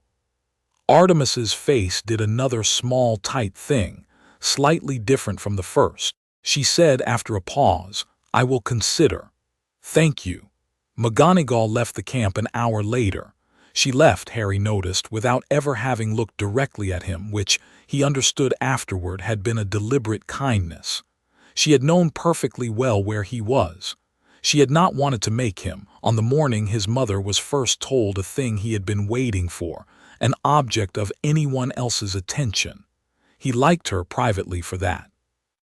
The meeting with Dumbledore took place 5 nights later at Stonehenge, at the dark of the moon, with Hestia as witness. It was done at Stonehenge because Artemis, who did not trust the magical community of Britain, would set foot in none of their houses, and it was done at the dark of the moon because she preferred to meet mortals when her power was not in its showy phase.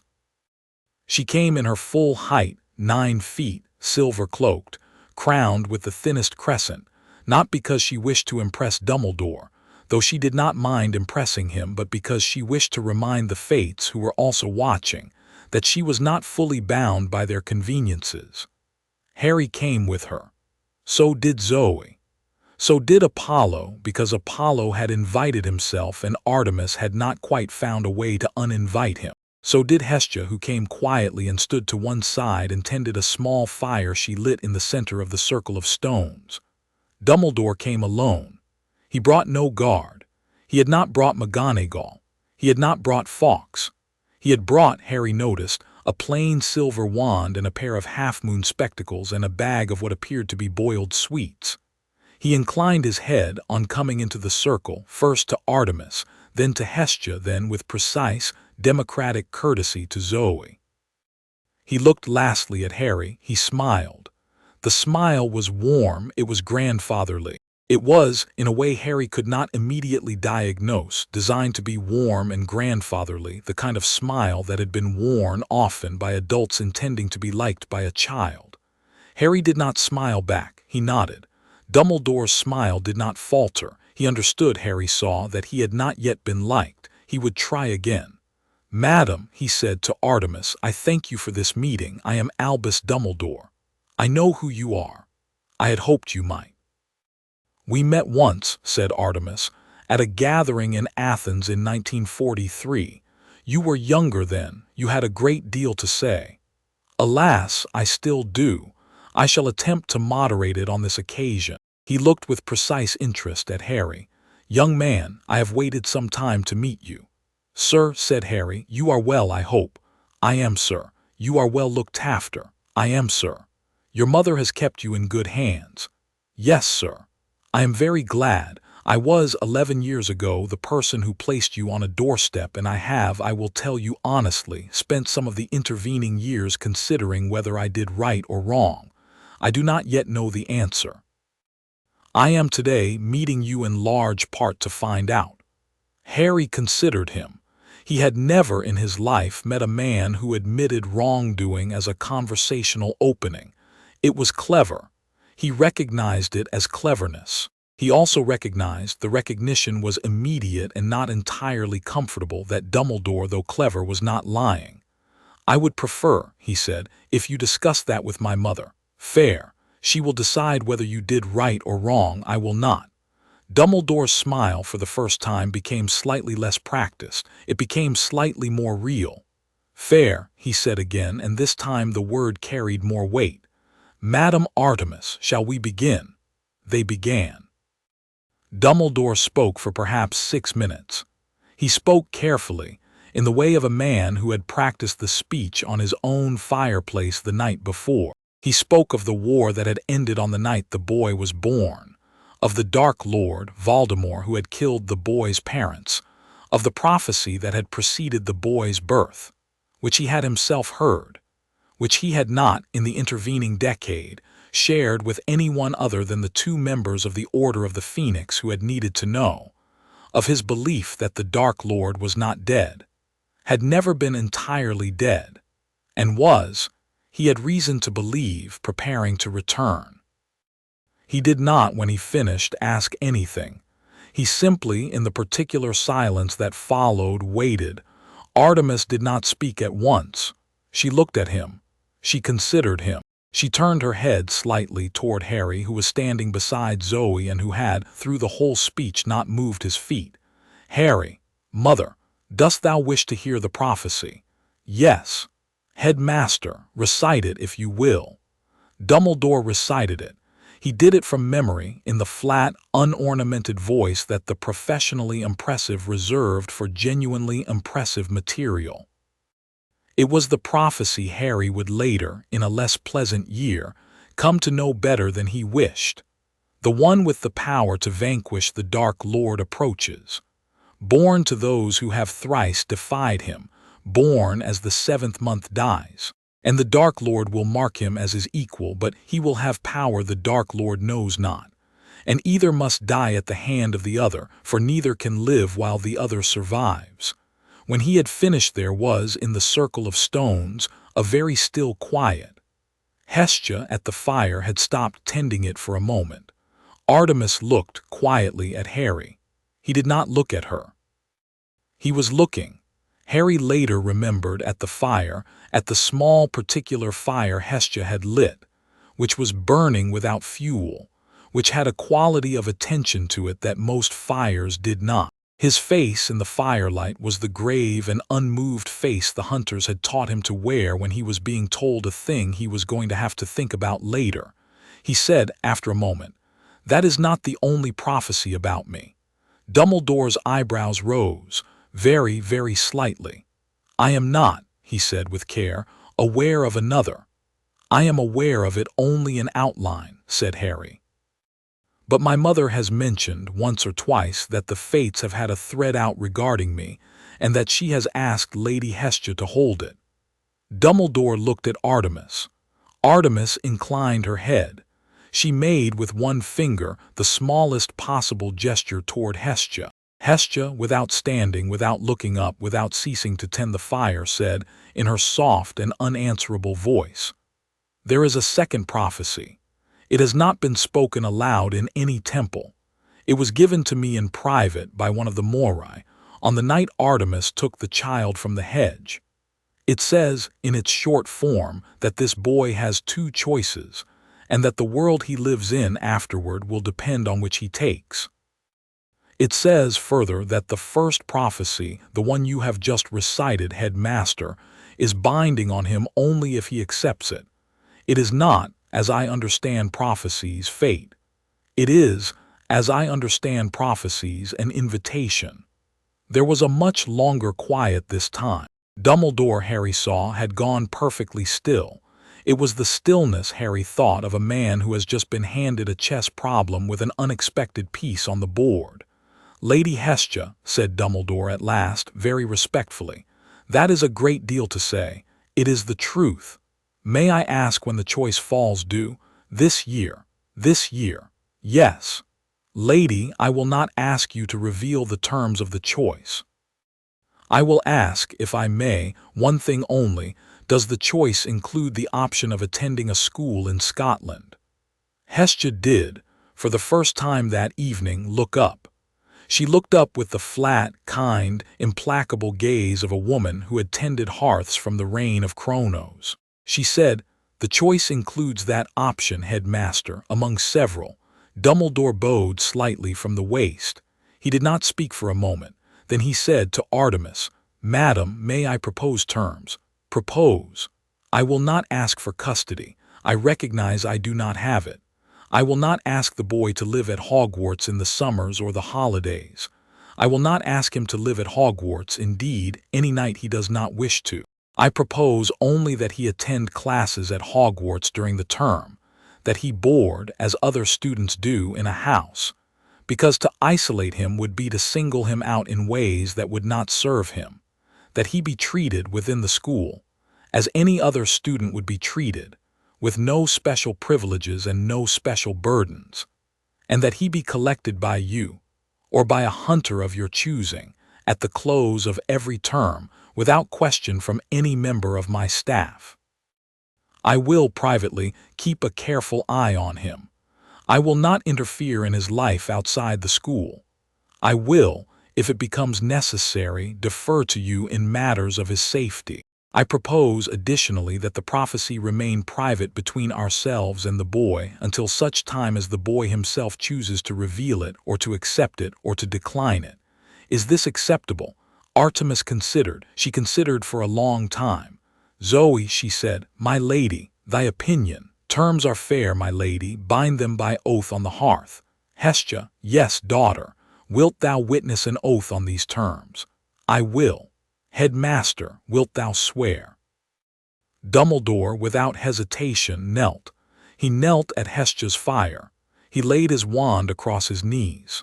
He spoke the terms, Artemis's terms, or rather his own terms as she had amended them, and he swore on the fire that never goes out to keep them.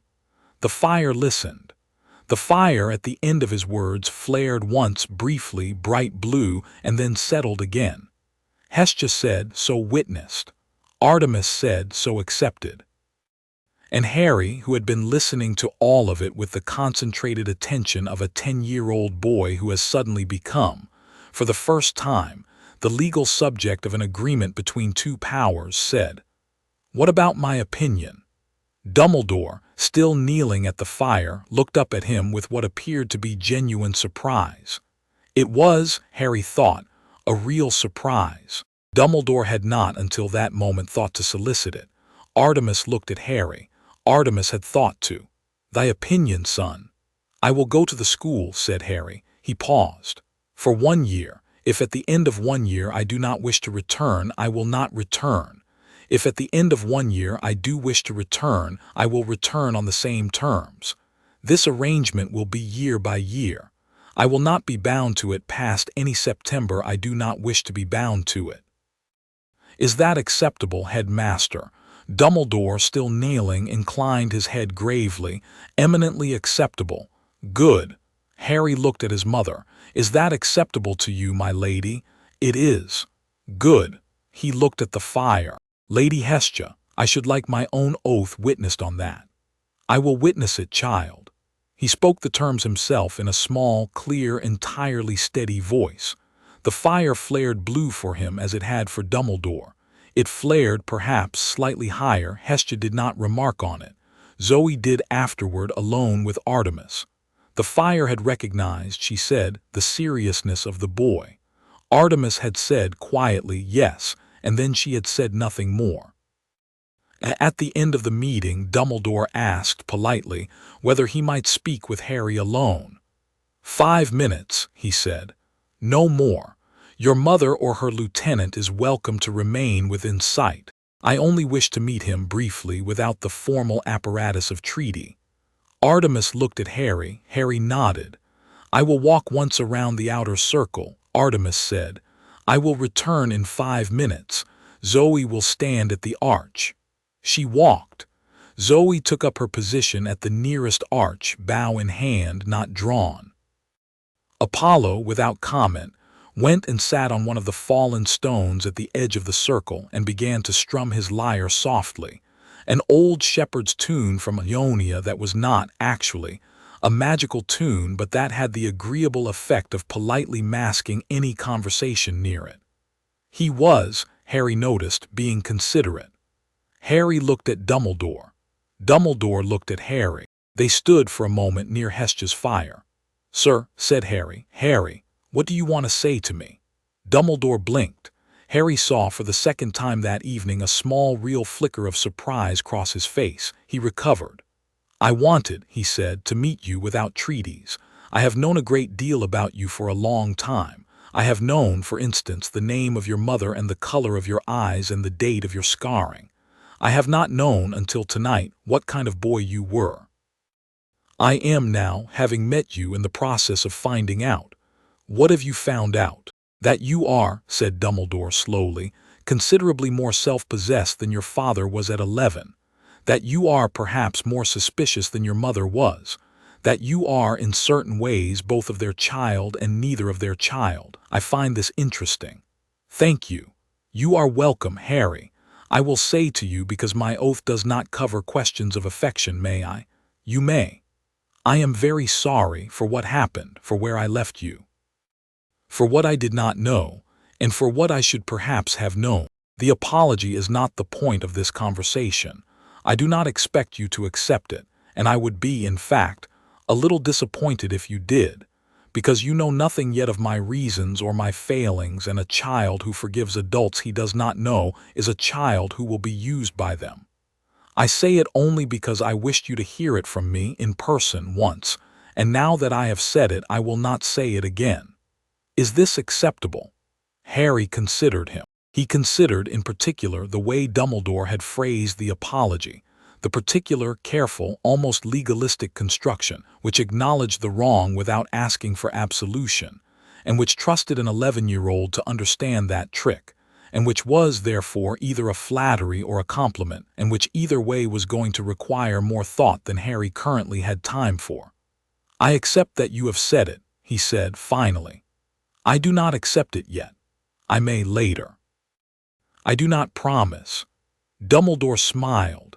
It was, this time, a real smile, small, slightly tired, considerably less grandfatherly than the first one had been.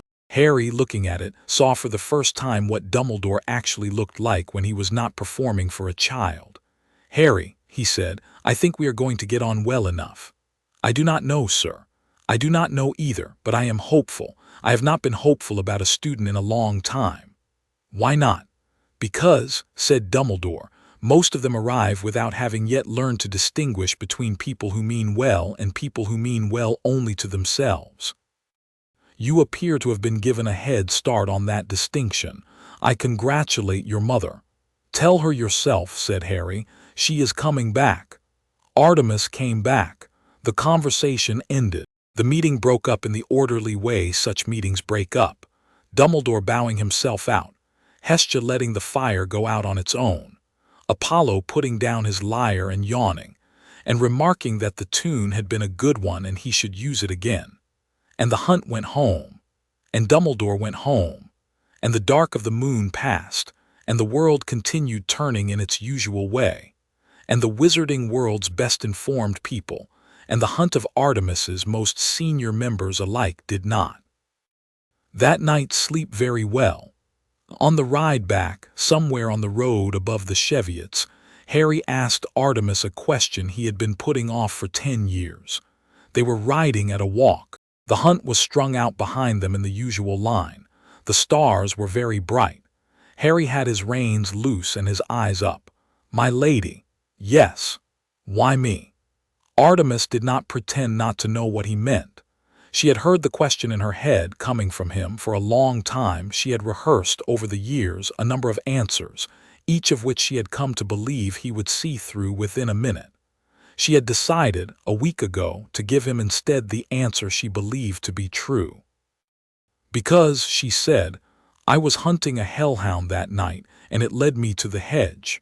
Because the hedge was cold, and thou wert the only thing under it. Because thou hadst green eyes and no mother. Because I had been listening to an oath for 3,000 years that I had not, I realized in that moment, ever entirely understood. Because the part of me that took thee off the hedge was not the part of me that swore the oath. It was an older part of me, and a part of me that had not been used in a long time. I took thee because thou wert there. I took thee because thou wouldst otherwise have died. I took thee because no one else was going to. That is the honest answer. There are more theatrical answers. There are answers involving prophecy and destiny and the hand of fate. I do not believe any of them. I believe thou wert cold, and I was there, and that is all. He rode in silence a while. My lady, yes, that is a better answer than I expected. I know, I have been composing it for 10 years. He laughed. He laughed a little in the dark, a real, boyish, completely undiscouraged laugh. The first laugh of its kind he had made in weeks, and Artemis, riding beside him in the starlight, did a very small thing she did not do for anyone else in the history of her long life. She put out a hand once and she touched the back of his neck gently with the flat of her palm, and she left it there for perhaps 2 seconds, and then she took it away. He did not say anything. Neither did she. They rode home. When 3 weeks later, he stood at the gates of Hogwarts in the early morning September light, with Zoe beside him and a trunk that held 3 shirts, a bow, a skinning knife, and a small battered copy of the Iliad in Greek that Apollo had pressed into his hand the night before. He was, at 11 years old, perhaps the only student ever to arrive at that school who understood exactly what prophecy was, and exactly how much he was bound by it, and exactly how much he was not. Zoe at the gates looked at him. Remember, she said, I remember. Watch the stuttering one. I will. Do not be first to strike. I will not. When thou dost strike, I will end it. Good, good, go. She did not embrace him. The hunt did not embrace. She laid her palm briefly on the top of his head, the same gesture Harry realized afterward that Hestia had made on his forehead at the hearth when he was 15 months old, and then she turned on her heel and was gone before he could say anything because Zoe Nightshade did not say goodbye. Harry went in through the gates.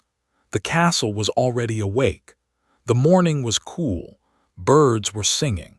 The grass was heavy with dew. He had time before his formal welcome to walk once across the lawn. He walked, and he looked up at the towers, and he thought, with the quiet, slightly amused composure of a hunter in a new forest, about how very different these particular trees were going to be from any trees he had ever walked under. Chapter 4. In Chapter 5. A boy who does not flinch. The Sorting Hat argued with itself for 4 minutes before it placed him in Gryffindor. Harry was aware, vaguely, that this was unusual. He had been told by McGonagall, who had retrieved him from the staff table where he had been eating breakfast, because he had not come in on the express with the other first years, and nobody had thought, in advance, how to fit him into the sorting, that most sortings took between 6 and 12 seconds, that difficult sortings occasionally took up to a minute, that the longest sorting in living memory had been for a girl named Bellatrix Black, 53 seconds, who had gone to Slytherin with her house's applause beginning to curdle before the hat had finished. The hat on his head appeared to have taken this record as a kind of challenge. It said, audibly, to the entire great hall, well, and then, after 5 seconds of silence, in a slightly louder voice, this is not the usual problem. Harry sat on the stool. The great hall, all 4 tables packed with returning students and a long line of small, terrified first-years still waiting to be sorted, looked up at him in the kind of silence that was genuinely unusual for the place. He had been announced. When McGonagall brought him up, by his name, the name had produced a small, sharp, contained reaction from the tables, the kind of collective intake that a room full of people does when something they have been discussing for weeks suddenly becomes visible. He had not looked at the tables. He had gone to the stool, sat, let the hat be set on his head, and folded his hands in his lap the way Apollo had taught him to fold his hands when he was sitting somewhere he did not know. The hat inside his head said, Harry said inside his own head, "Good morning." The hat surprised, "You can hear me inside. I was told I would be able to, and you are responding politely. I was told that would work better than the alternative. Merlin, who raised you, boy, a goddess? Several. My lady Artemis, primarily." The hat, which had been an ordinary enough witch's hat in its first life, did not often, in the modern era, encounter students who responded to mental greetings in complete sentences.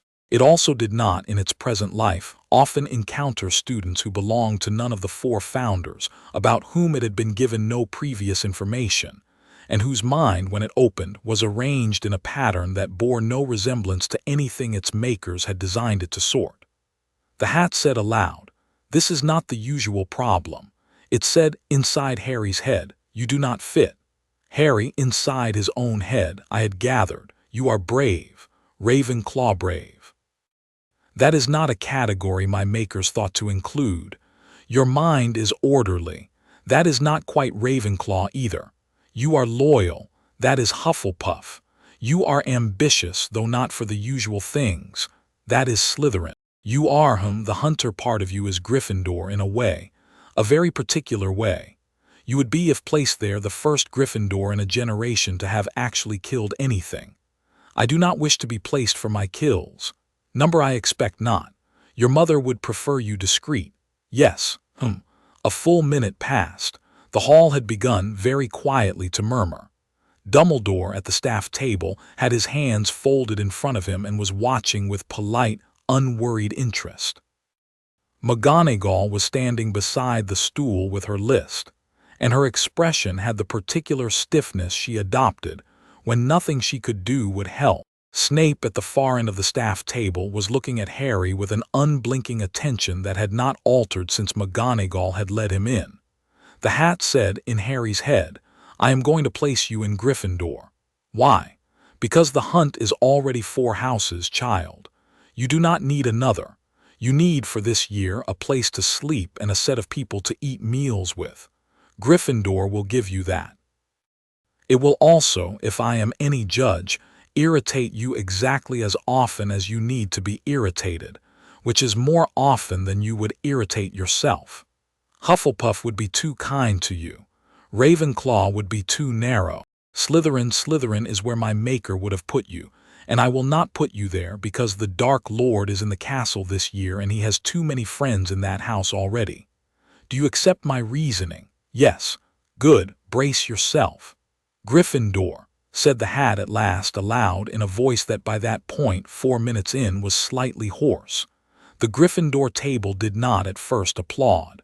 They were not sure whether they were allowed to. They had been told, most of them, by the older students on the train, that the boy with the scar was going to be sorted today, and that the sorting would probably be strange. They had not been told that it was going to take 4 minutes. They had not been told he was going to sit on the stool with the perfectly still posture of somebody who had been trained not to fidget by people with much higher standards than Hogwarts. They were uncertain, collectively, of what sort of person had just been given to them. Dumbledore, at the staff table, stood up. He was smiling in his slightly fixed way. He began to clap slowly, and he was not loud about it, but he was deliberate. And after a second the Gryffindor table caught his lead, and then the rest of the hall, and by the time Harry had handed the hat back to McGonagall and was walking to the table, the applause was genuine.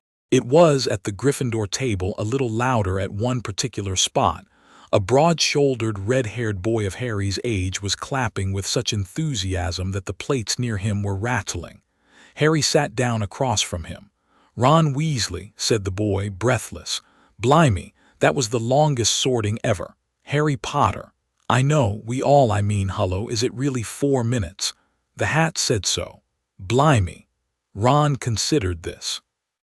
He considered in particular Harry's bow-calloused hand, which was resting on the table and which was, Harry saw him notice, not the hand of a boy who had only recently held a wand.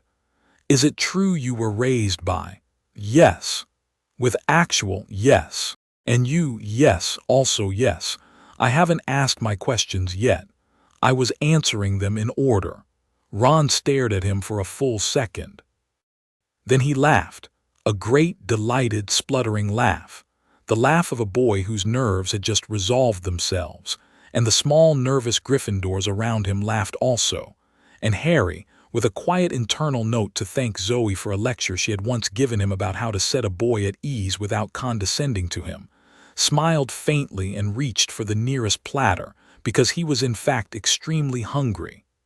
"You're all right," Ron said, a minute later, mouth full of pie. "I was told you were going to be scary." "I can be," said Harry equably, "if you prefer." "Nah, good, pass the potatoes." "Who told you to ask me to pass the potatoes?" "Zoe Nightshade. She said I would be fed at the school, but that I should not assume the food would come to me." "Who's Zoe Nightshade?" "My sister, mostly, also my lieutenant." "Your lieutenant, for the first year. She gets a leave of absence from the hunt for the purpose." "Blimey," said Ron again for the third time that minute, and he passed the potatoes. Draco Malfoy came over between courses. He had been waiting for the right moment, Harry noticed. He had eaten carefully. He had watched Harry for most of the meal. He had chosen the pause after the pudding, when the hall was loud with conversation and nobody at the Gryffindor table would quite know what to make of a Slytherin approaching. He came over with a follower on either side, which Harry filed away as an observation but not as a judgment. He had read enough Homer to understand that young men of a certain rank did not, in most cultures, travel alone. "Potter," said Malfoy, stopping beside his bench. "I'm Draco Malfoy. I know, you know. My mother briefed me on several families before I came. Yours was on the list. Your father's former affiliations were underlined." A small, cold, perfectly pale silence crossed Draco Malfoy's face. He recovered. His face was well trained. "I see," he said. "May I know who briefed you?" "Zoe Nightshade. You would not have heard of her." "I have heard of her. My aunt has mentioned her." "Your aunt, Narcissa Malfoy, my mother. She mentioned once that the Black family had crossed the hunt of Artemis in the 16th century in the matter of a stag." "Ah," said Harry, "that would have been Zoe. Yes. She remembers the incident. She mentioned you might."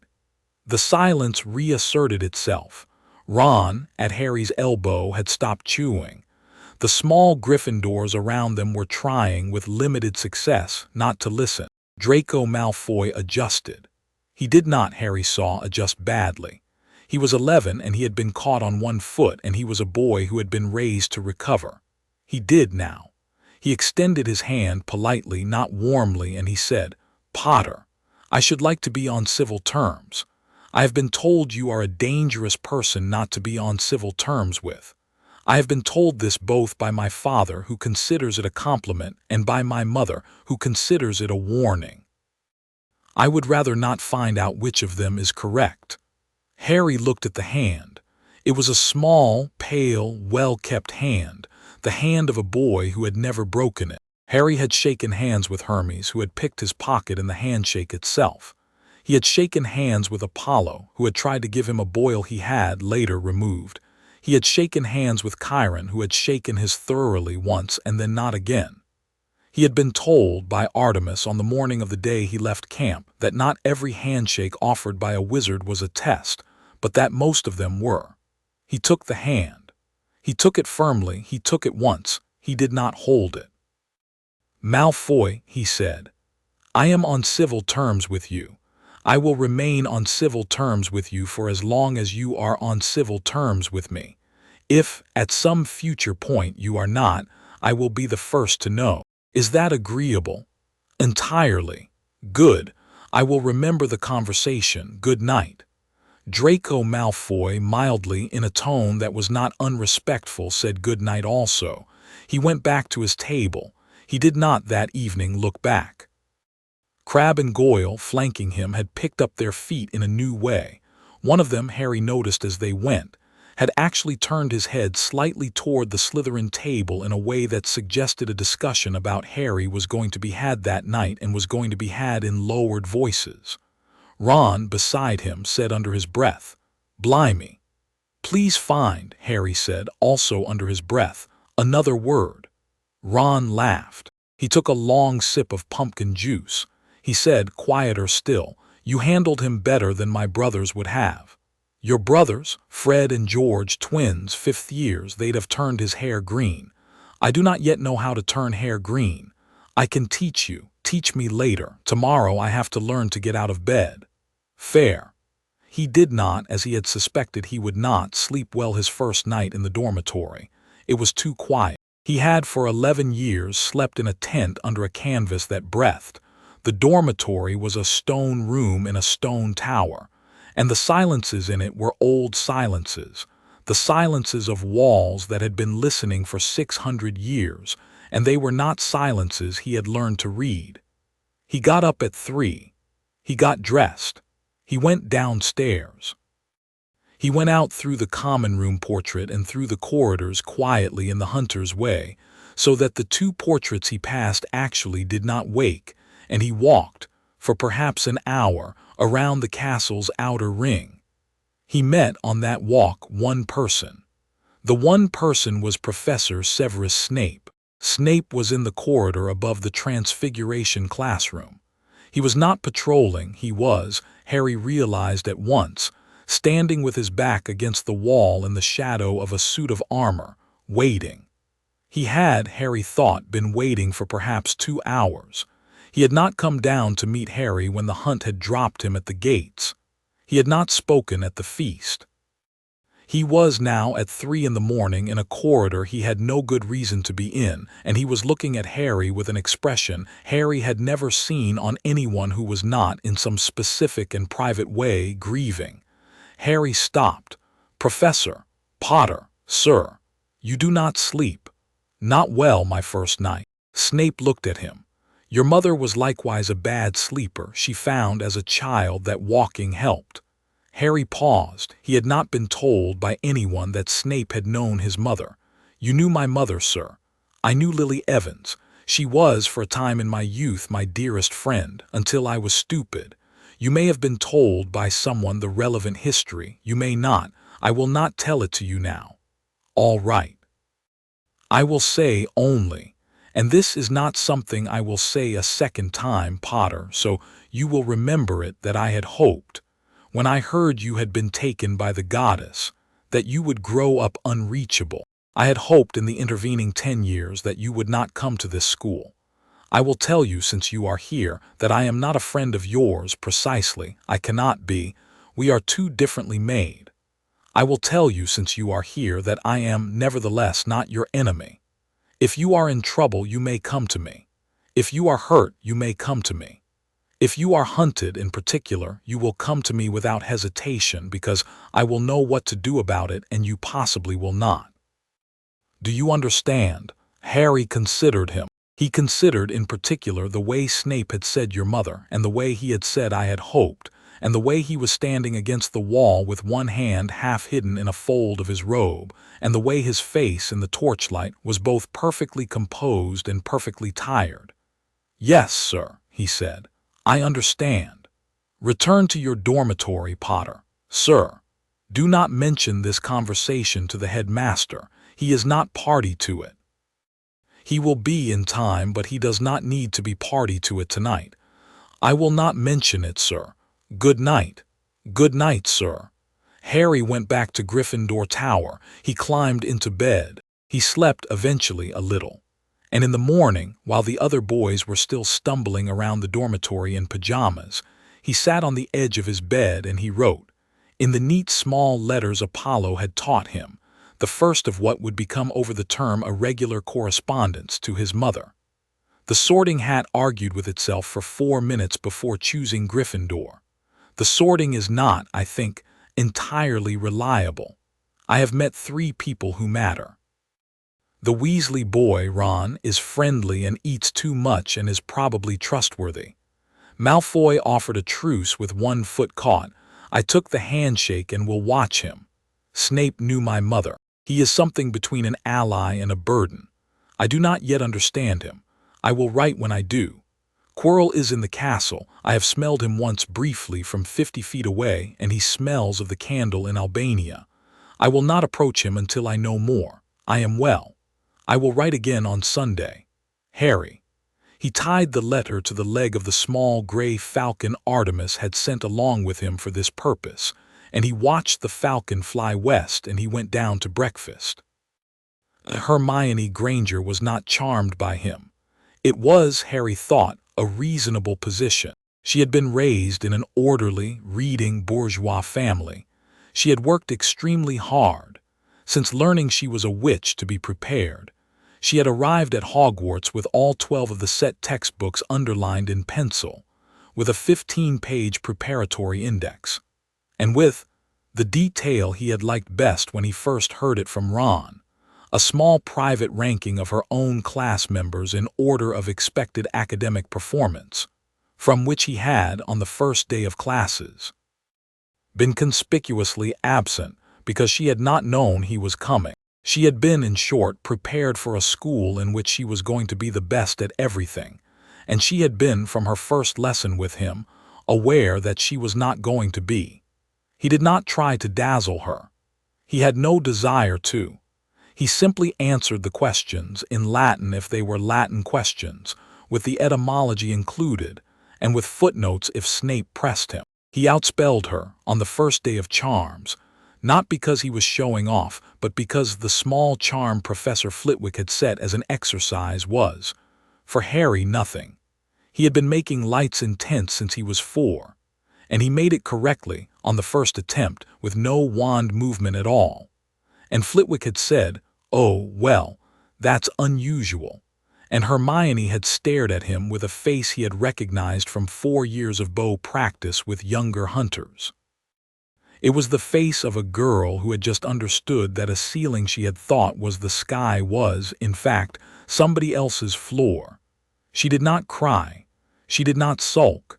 She set her jaw. She took her books and she went to the library, and Harry, who knew an obsessive when he saw one, let her. The troll helped. The troll came, as trolls do on Halloween, shouldered in through the dungeons by a smell that would have told any hunter in the Balkans that it had come in on its own, with, Harry saw at once, a little push. He had been at the feast. He had, through the feast, been watching Quirrell, who was sitting at the staff table eating very little. Quirrell had, on the word troll, done a specific small thing that Harry had been looking for. He had, for a fraction of a second, smiled, without knowing he had smiled, and then he had corrected his face. It was the smallest possible giveaway. If Harry had not been watching for it, he would not have seen it. He was watching. He also noticed that Hermione Granger was not that night at dinner. Ron. Hermione Granger is not here. Oh, right. Parvati said she was in the girls' bathroom. Ron Weasley said something unkind about her. I said something unkind about her. At lunch, I didn't think. You are the Ron Weasley in this conversation. Right, sorry. Yes, I did. I felt bad about it. Go and get her. Me. You said the unkind thing. You retrieve her. I will meet you in the corridor outside the girls' bathroom in 2 minutes. Where are you going? To get my bow. They'll see it. They will see a boy in robes. They will not see the bow. How? Magic. Harry went to his dormitory. He was, he noticed, moving with the particular stillness of a hunt. The body moved, but the mind was already 3 steps ahead, walking the trap. He took his bow, which was under his bed in a long, slim case that was, in fact, enchanted to pass unnoticed by eyes that were not his own.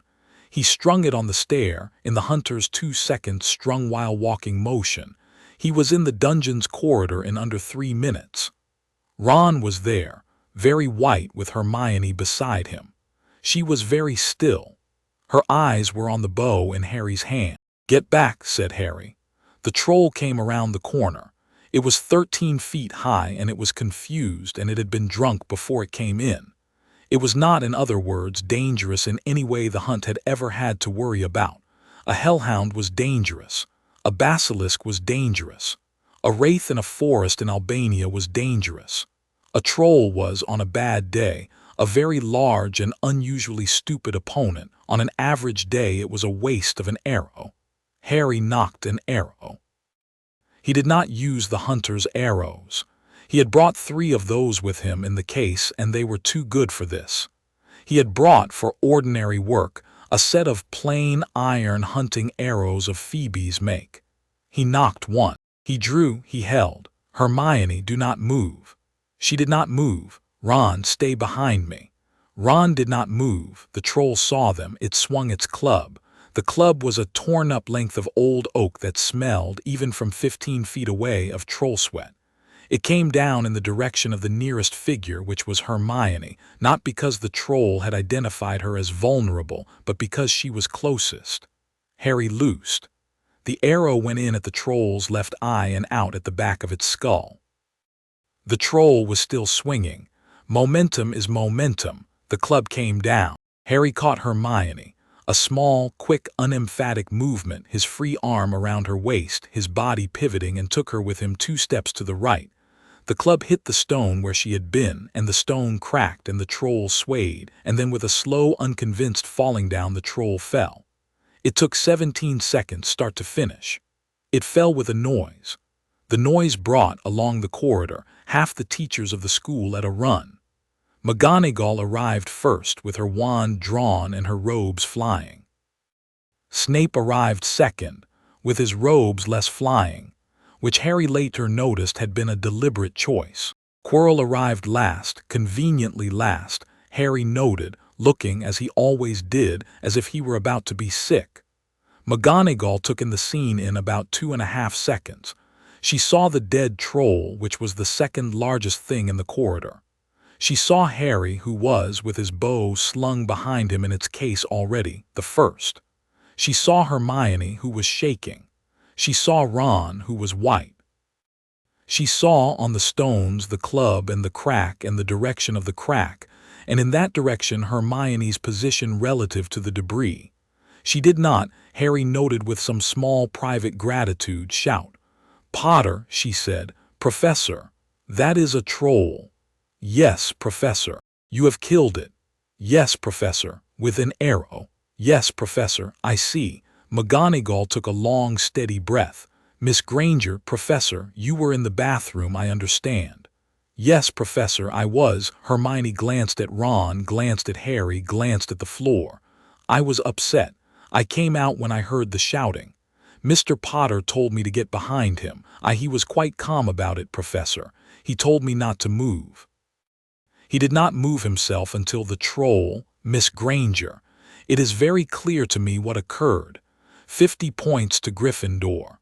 Hermione's eyes widened. 5 points for Mr. Weasley for having the courage to come down here at all.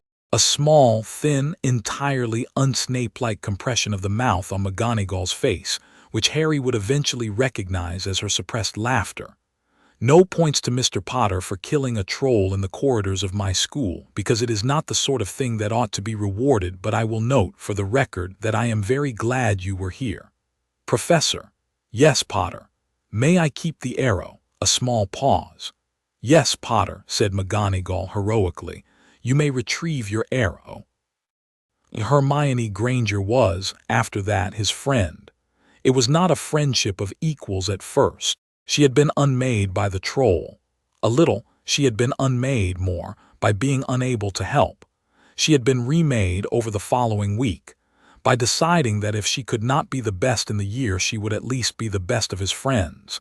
And she had set about this project with the quiet ferocity she had previously reserved for coursework. She read. She borrowed his Greek copy of the Iliad without asking and returned it 3 days later with a list of 4 translations she disagreed with. She asked him carefully about his mother.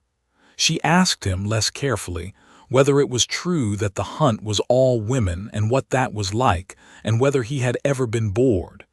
He answered. He answered more honestly than he might have, because she asked in the straightforward way she asked about textbooks, and he had not met many people who had asked him about his life without wanting something from the answer.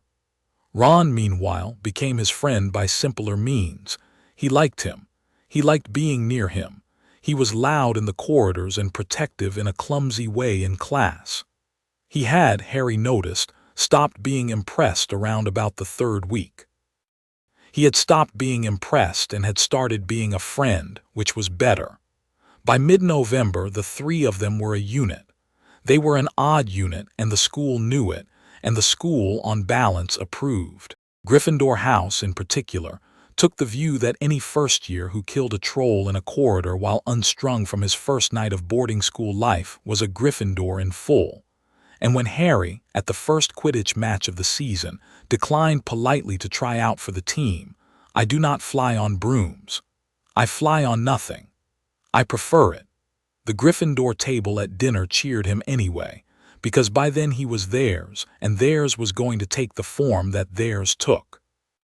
Dumbledore, privately in his office, told Snape on the 1st of December that the boy was settling in unexpectedly well. Snape, who knew things Dumbledore did not correct him. The Quirrell smelled worse by the week. Harry had been tracking him all autumn. He had not approached him. He had not, on Zoe's advice, been first to strike. He had watched him from the back of the defense against the dark arts classroom. He had followed him once or twice, at a careful distance, through corridors. He had noted where he went at night. He had, by the middle of November, identified with the slow, private, satisfied certainty of a hunter picking up a spoor he had been waiting to pick up, that Quirrell was going regularly, alone, to the 3rd-floor corridor that everyone, under Dumbledore's instruction, had been told not to enter. Harry did not enter it. He did, however, sit one evening with Ron and Hermione in the common room and drop into the conversation, casually, as if it had just come to mind, the question of what exactly the 3rd-floor corridor contained. "Fluffy," said Ron without thinking. Harry and Hermione both looked at him. "How," said Hermione, "do you know its name?" "Hagrid," said Ron, turning pink. "It's Hagrid talks a lot. I shouldn't have said that." "Hagrid has a creature named Fluffy," said Harry thoughtfully, "guarding a 3rd-floor corridor. A 3-headed one. Yeah, don't tell him I told you." Harry wrote to Artemis that night. "Quirrell is visiting the 3rd-floor corridor. The corridor contains a 3-headed dog named Fluffy.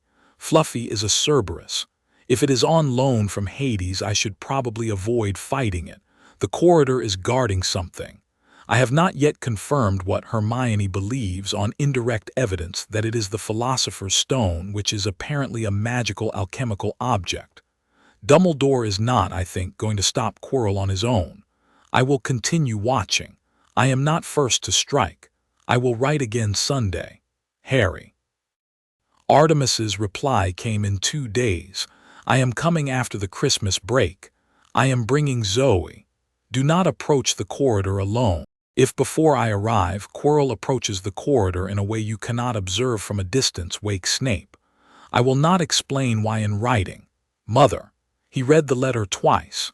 He read, particularly, the word Snape. He considered at some length how his mother came to know Snape well enough to deploy him as a fallback resource. He considered and decided he did not yet need to know. He folded the letter. He put it into the lockbox Zoe had given him on the gate morning. He went down to breakfast. Across the hall, Quirrell was at the staff table with a new, slightly thinner look to his jawline. Harry watched him briefly over a bowl of porridge. Quirrell that morning was not eating. He was, it seemed, thinking about something that was not the breakfast. His turban was, Harry noticed, slightly asymmetrical, slightly cocked to one side, as if something inside it had shifted overnight. Harry went back to his porridge. The thing inside the turban, which had been very quiet for 3 months, had in the last week begun to speak to its host slightly more often. It had begun, in fact, to make demands. It had decided, the night before, that waiting until spring was no longer practical. It had made in the turban a new plan. It had not yet shared the plan with its host, because its host was, in its considered opinion, stupid. But the plan existed, and the plan was going to move, and the plan's move was going to come sooner than the hunt of Artemis had been led by prior reconnaissance to expect. Harry, over his porridge, did not know this. He only knew that the turban was cocked to one side, and he knew that, in the experience of Zoe Nightshade, who had trained him, things moved when they were ready and not before, and that the job of a hunter was to be ready first. He was ready. He drank his tea. He went to class. Chapter 5 and Chapter 6, The First Male Hunter. Zoe Nightshade arrived at Hogwarts on the 3rd day of the spring term, under the name Zoe Nightingale, disguised as a 4th-year transfer from Beauxbatons, with falsified paperwork signed by a deputy headmistress in Paris, who did not, in fact, exist, and who was nevertheless, thanks to the helpful intervention of a certain French nymph who owed Artemis a favor from the reign of Louis XIV, entirely real for purposes of the Ministry of Magic. Harry saw her arrive from the window of his charms classroom. She was crossing the grounds with McGonagall. She was in a Hogwarts uniform, which she wore as if she had been put into it under protest. She had let her hair down out of its braid, and she was walking, for the first time in Harry's life, not in the measured, perfectly silent hunter's stride, but in the slightly stiff, self-conscious walk of a girl of 15 who was trying not to look as if she had been, until very recently, 3,000 years older. She was doing an extraordinary job of it. Harry watched her go past under his window and thought, affectionately, she is going to be miserable. She was. She was, in fact, miserable for 3 days. She sat at the Ravenclaw table, because the hat, briefed in advance by McGonagall, had placed her there with minimal comment. She ate the food without complaining about it, which cost her visible effort. She sat through a history of magic lecture and a potions lecture without falling asleep. She met, on the 2nd morning, a 7th-year boy who attempted to flirt with her, and she smiled at him politely for exactly as long as it took Harry, watching from across the corridor, to draw breath to intervene. At which point Zoe, still smiling, said something short and quiet to the boy that caused him to turn very white, go backward about 4 steps, and become ill in a potted plant. Harry, watching, did not intervene. He had been wondering in the abstract what Zoe was like when she wanted to pass for a teenage girl. The answer was that she was exactly Zoe Nightshade, but with her braid loose. He found her in the corridor between classes that afternoon. "Sister, Harry, thou hast made an enemy of Terence Figgs. Terence Figgs will live." A muscle in her jaw jumped. "This uniform, how long, Harry? The stone will move within the week," Mother said. "A week. A week. I am going to kill that boy before the week is out. Please do not kill him in the corridor. It will inconvenience Professor McGonagall. Thou art insolent. I am relieved to see thee." A small smile, the old smile, the Zoe smile, cracked her face for perhaps a half-second. "Thou wilt understand, I hope," she said, "that when this is over I will burn this uniform in the Forbidden Forest with salt to make sure it is dead. I will burn it with thee." Good. She went to history of magic. Harry went to defense against the dark arts. Quirrell that day did not stutter. He had been stuttering for 3 months. He had been stuttering well. The stutter had been one of the more convincing parts of his disguise, and Harry had caught him once, in an empty corridor, not stuttering when he did not know he was being watched. The stutter was therefore a fraud, which Harry had long ago concluded, which was not in itself interesting. What was interesting was that Quirrell had, this afternoon, forgotten to put the stutter back on. He taught a lesson on counter-jinxes. He walked up and down the rows. He spoke in a perfectly fluent, only slightly accented voice. Nobody in the class appeared to notice, because nobody in the class had been paying sufficient attention to the stutter to notice its absence. The only student in the room who noticed was Harry, who did not look up from his desk, and who made, in the margin of his notes, a small mark he had agreed with Zoe would mean tonight. He got the note to her at supper. She read it over a plate of soup. She did not look at him. She ate the soup. She went, at the end of the meal, up to the Ravenclaw dormitory and packed a small rucksack. And at 9 o'clock in the evening she slipped down out of Ravenclaw Tower in her hunter's leathers, which she had been wearing under her uniform for 3 days, and for which she had, Harry suspected, been waiting with increasing impatience. And she met him at the foot of the main staircase. And from there the two of them went together, in the hunter's silence, up the 4 flights and along the corridor and past the locked door, which Zoe picked in 7 seconds, and into the corridor of Fluffy. Fluffy was playing a harp.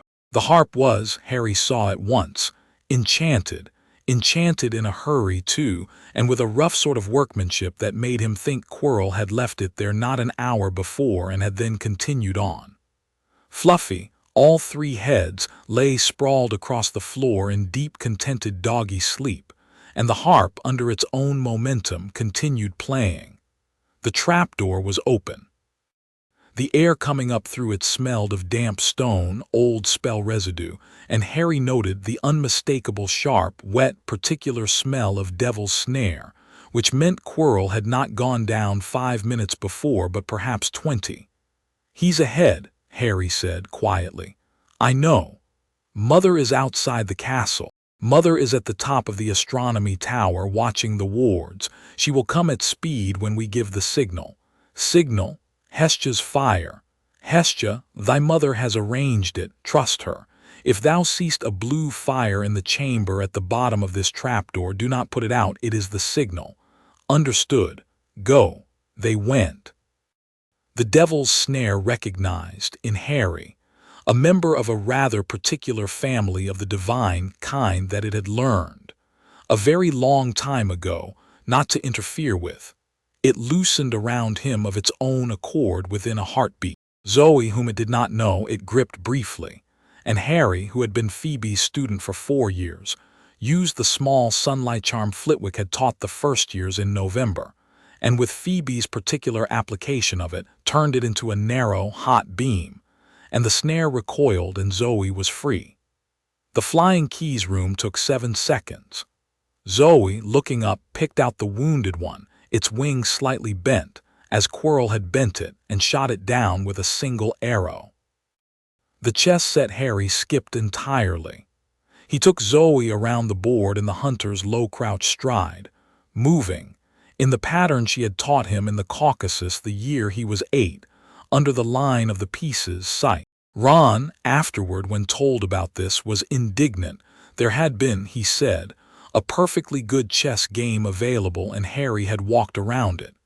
Harry had replied mildly that the chess game had not been put there for him. The troll room was empty. The troll had died. The troll had died badly by Quirrell's hand, with a slash across its throat from. Harry saw the burn marks on the stone where the fight had taken place, a kind of shadow knife that was not, in strict Hogwarts curriculum terms, a spell a defense professor ought to have known. In the next room, the last room before the chamber that held the stone, there was a table. On the table there were 7 bottles. There was a riddle. The riddle was Snape's, because Snape was, as Harry had long suspected, the kind of man who wrote riddles in his off hours and who presented his riddles, even to enemies he did not like, fair, and the riddle was solvable. Hermione, had she been here, would have solved it in 80 seconds. Harry, who had not slept for arithmancy, did it in a minute and a quarter. He drank the bottle on the left. He passed through the wall of fire into the chamber. Zoe did not follow him. Zoe could not follow him. The bottles were matched in number, and Quirrell, going forward, had taken the forward-going bottle. She looked at him from behind the flame with a flat, steady, furious expression. "Harry, Lieutenant, I will follow. Thou canst not. I will find a way. Hold him until I come." "Yes, Lieutenant." He went through. The chamber was larger than he had expected. It was vaulted, old, lit by torches along the walls, and in the center of it stood the mirror of Arist, a thing Harry had heard about in Hermione's notes but had never been in a room with until now. In front of the mirror, staring into it, stood Professor Quirinus Quirrell without his turban, with the back of his head turned toward Harry and with, clearly visible in the torchlight against the back of his skull, a second face. It was the face from the candle. It was the face of the wraith in the Albanian wood.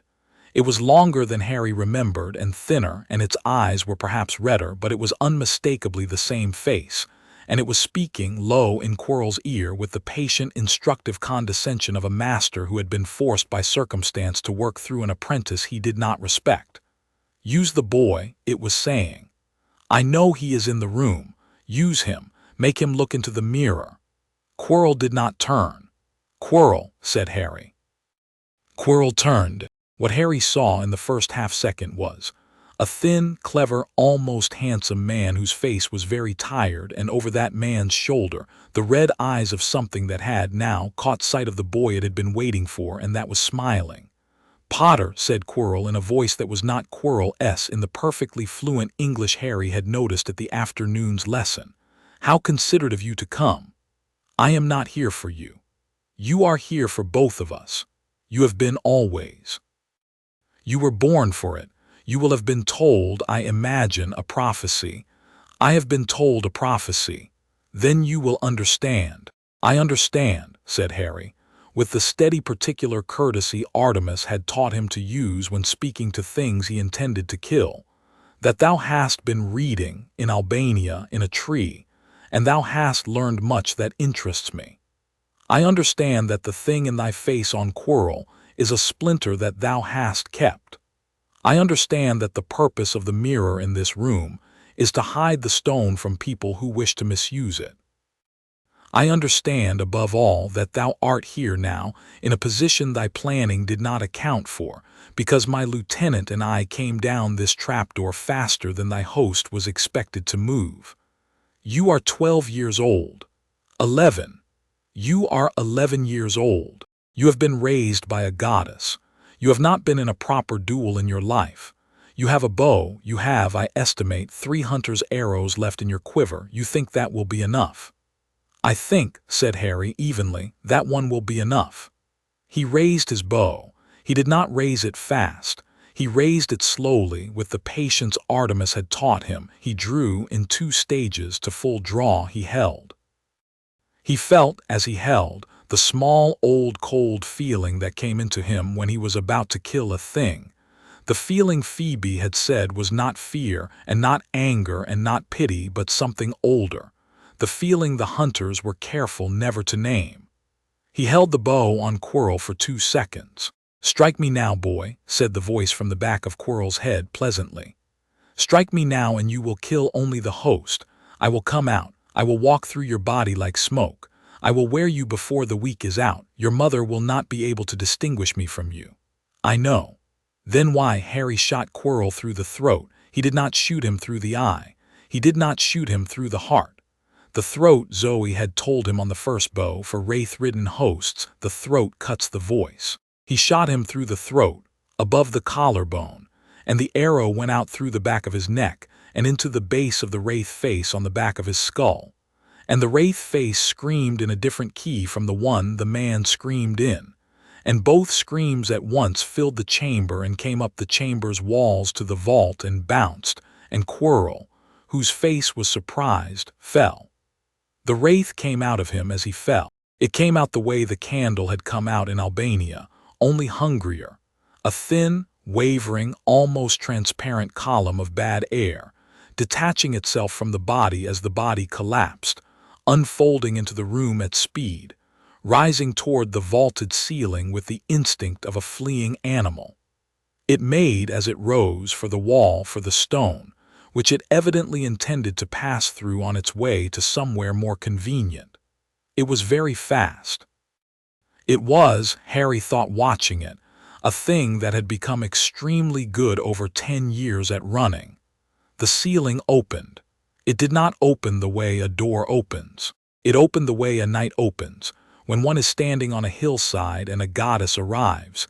It opened because the stone of the vault, which had been stone a moment before, remembered briefly what it had once been before it was cut, which was mountain and which was sky, and which had known Artemis for 3,000 years.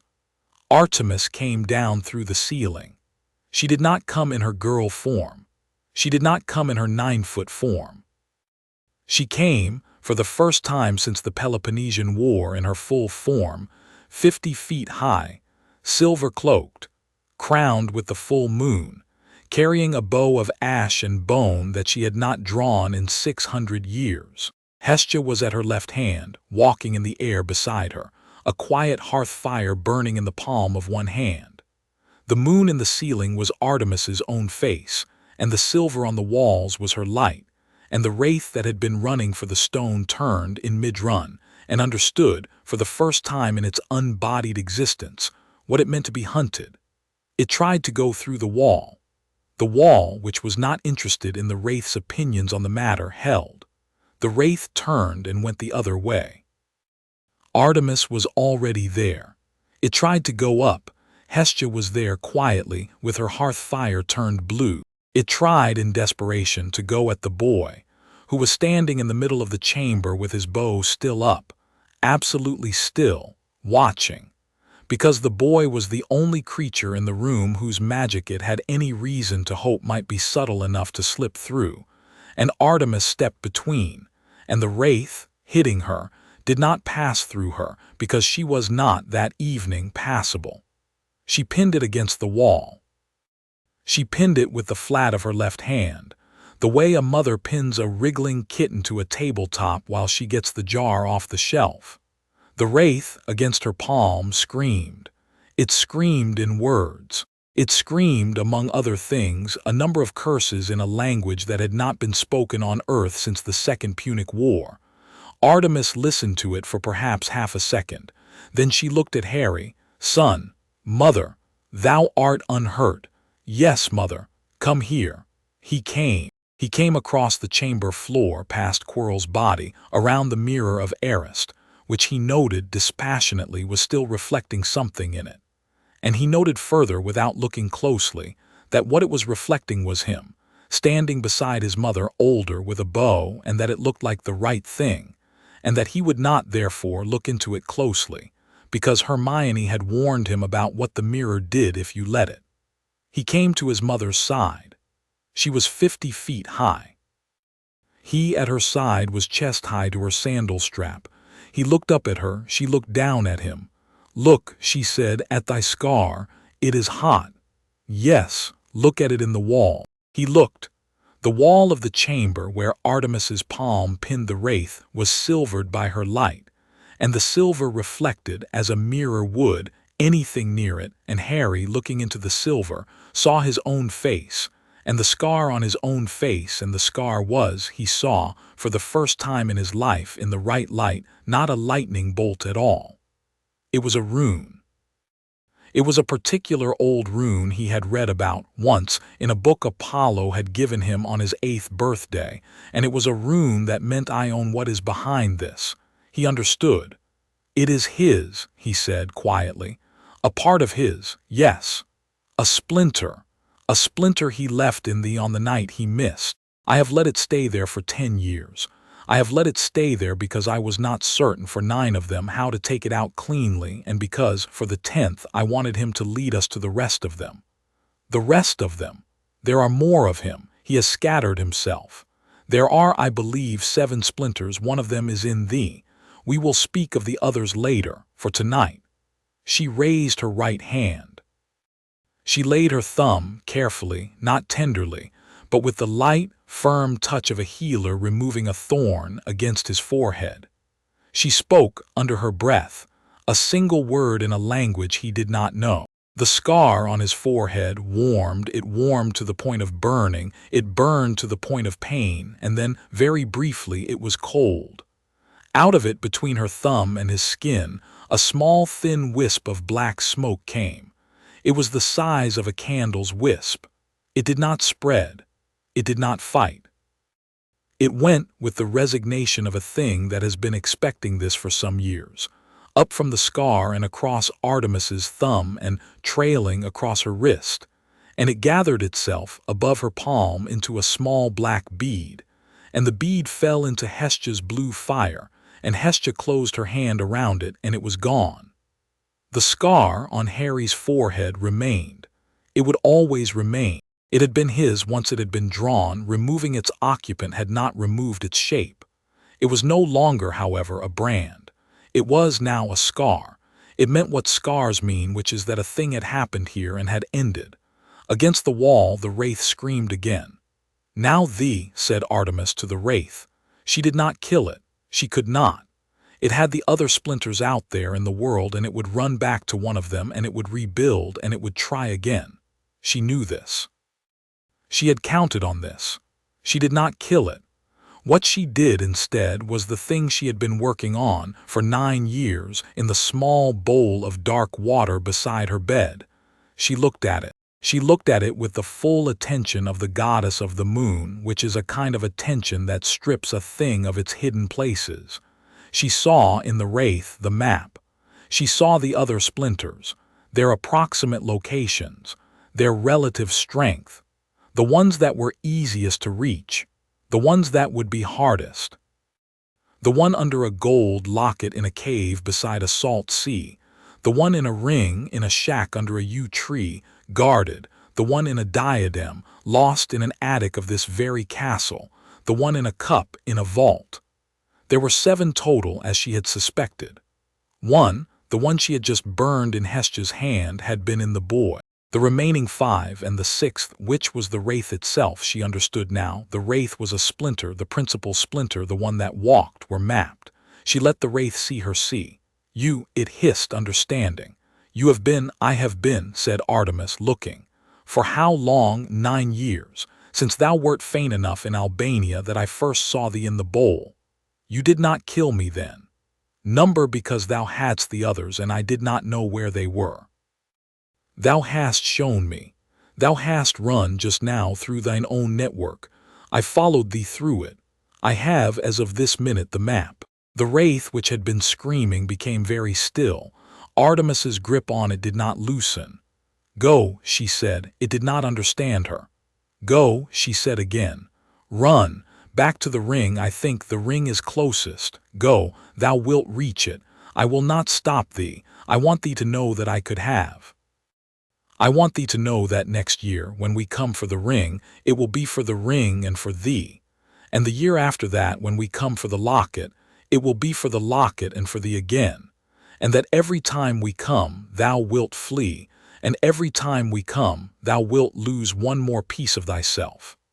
I want thee to know this now, while thou hast the time to anticipate it. Dost thou understand me, Tom Riddle?" The wraith, which had not been called by that name for 40 years, flinched. "Go," said Artemis again, and released her hand. The wraith fled. It fled up through the vault, which opened for it this time, and across the castle grounds and over the forbidden forest and away to the south, at a speed Harry's eyes could not follow. Hestia's fire in the wraith's wake flickered blue. "So witnessed," Hestia said quietly. "So witnessed," said Artemis. And then there was only Quirrell's body, and the mirror in its middle, and Harry, with his bow still in his hand, standing at his mother's sandal. Dumbledore arrived 3 minutes later, coming down through the 6th bottle, with Snape at his shoulder and McGonagall 2 steps behind. Zoe was with them.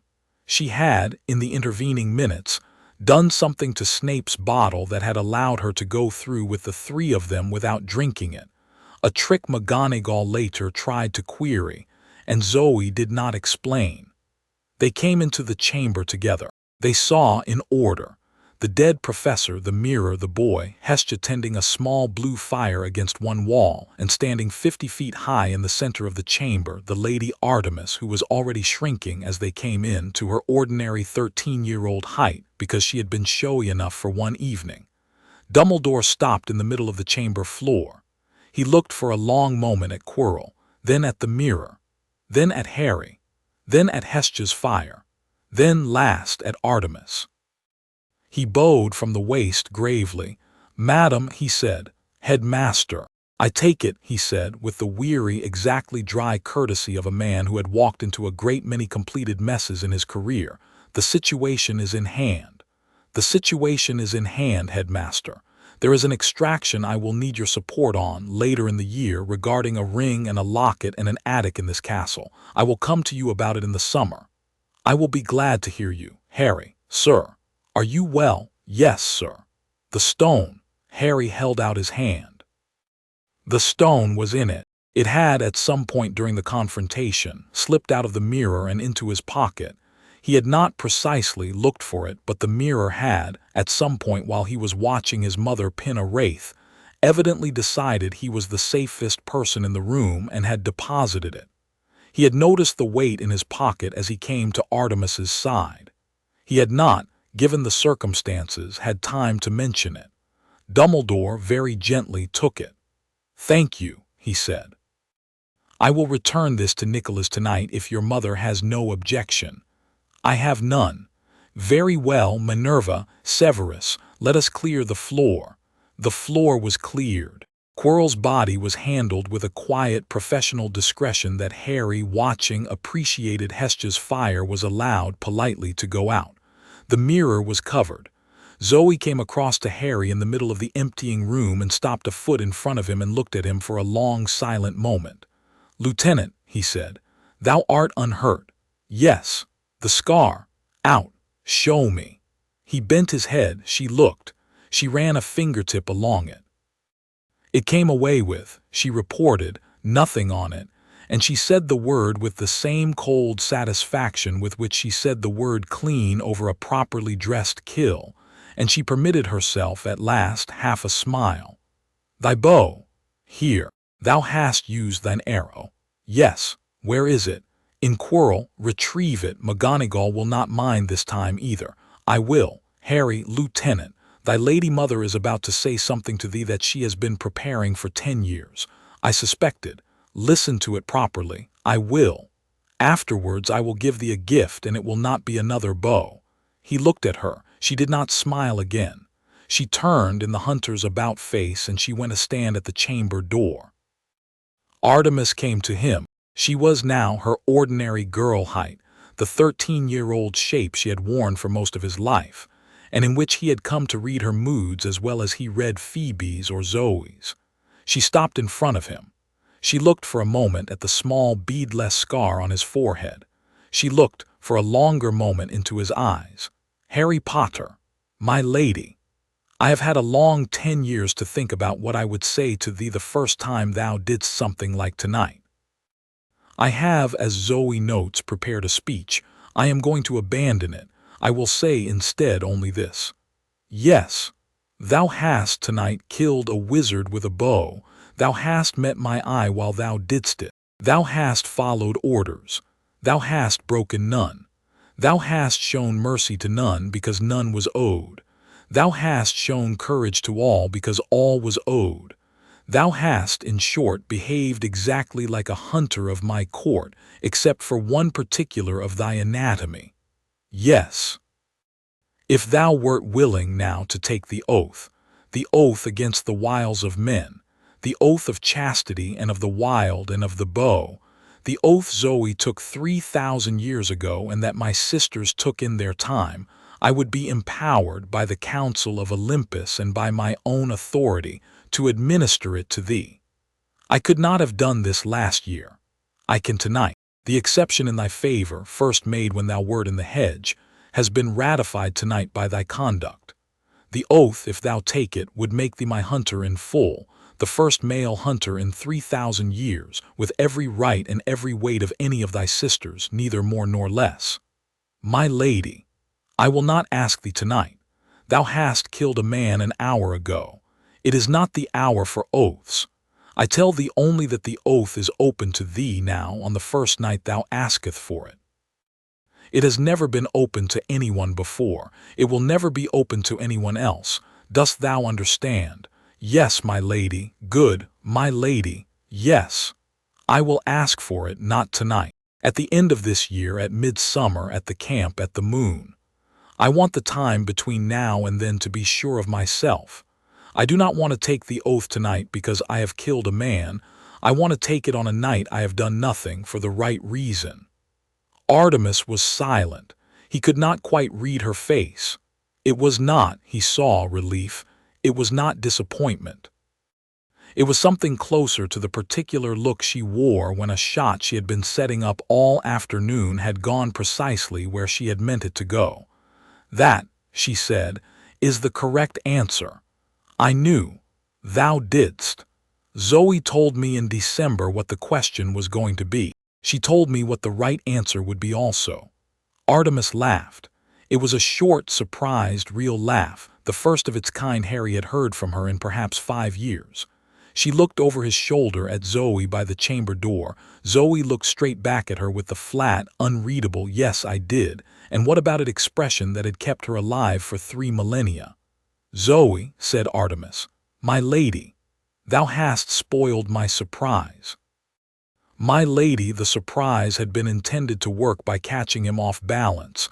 I dislike the technique. I have removed it. I see. Thou mayst, if thou wish, punish me. I will remember it. Yes, my lady. Zoe permitted herself at last the whole smile. Artemis turned back to Harry. She looked a moment at the scar on his forehead. She looked a moment at his bow. She looked a moment at him.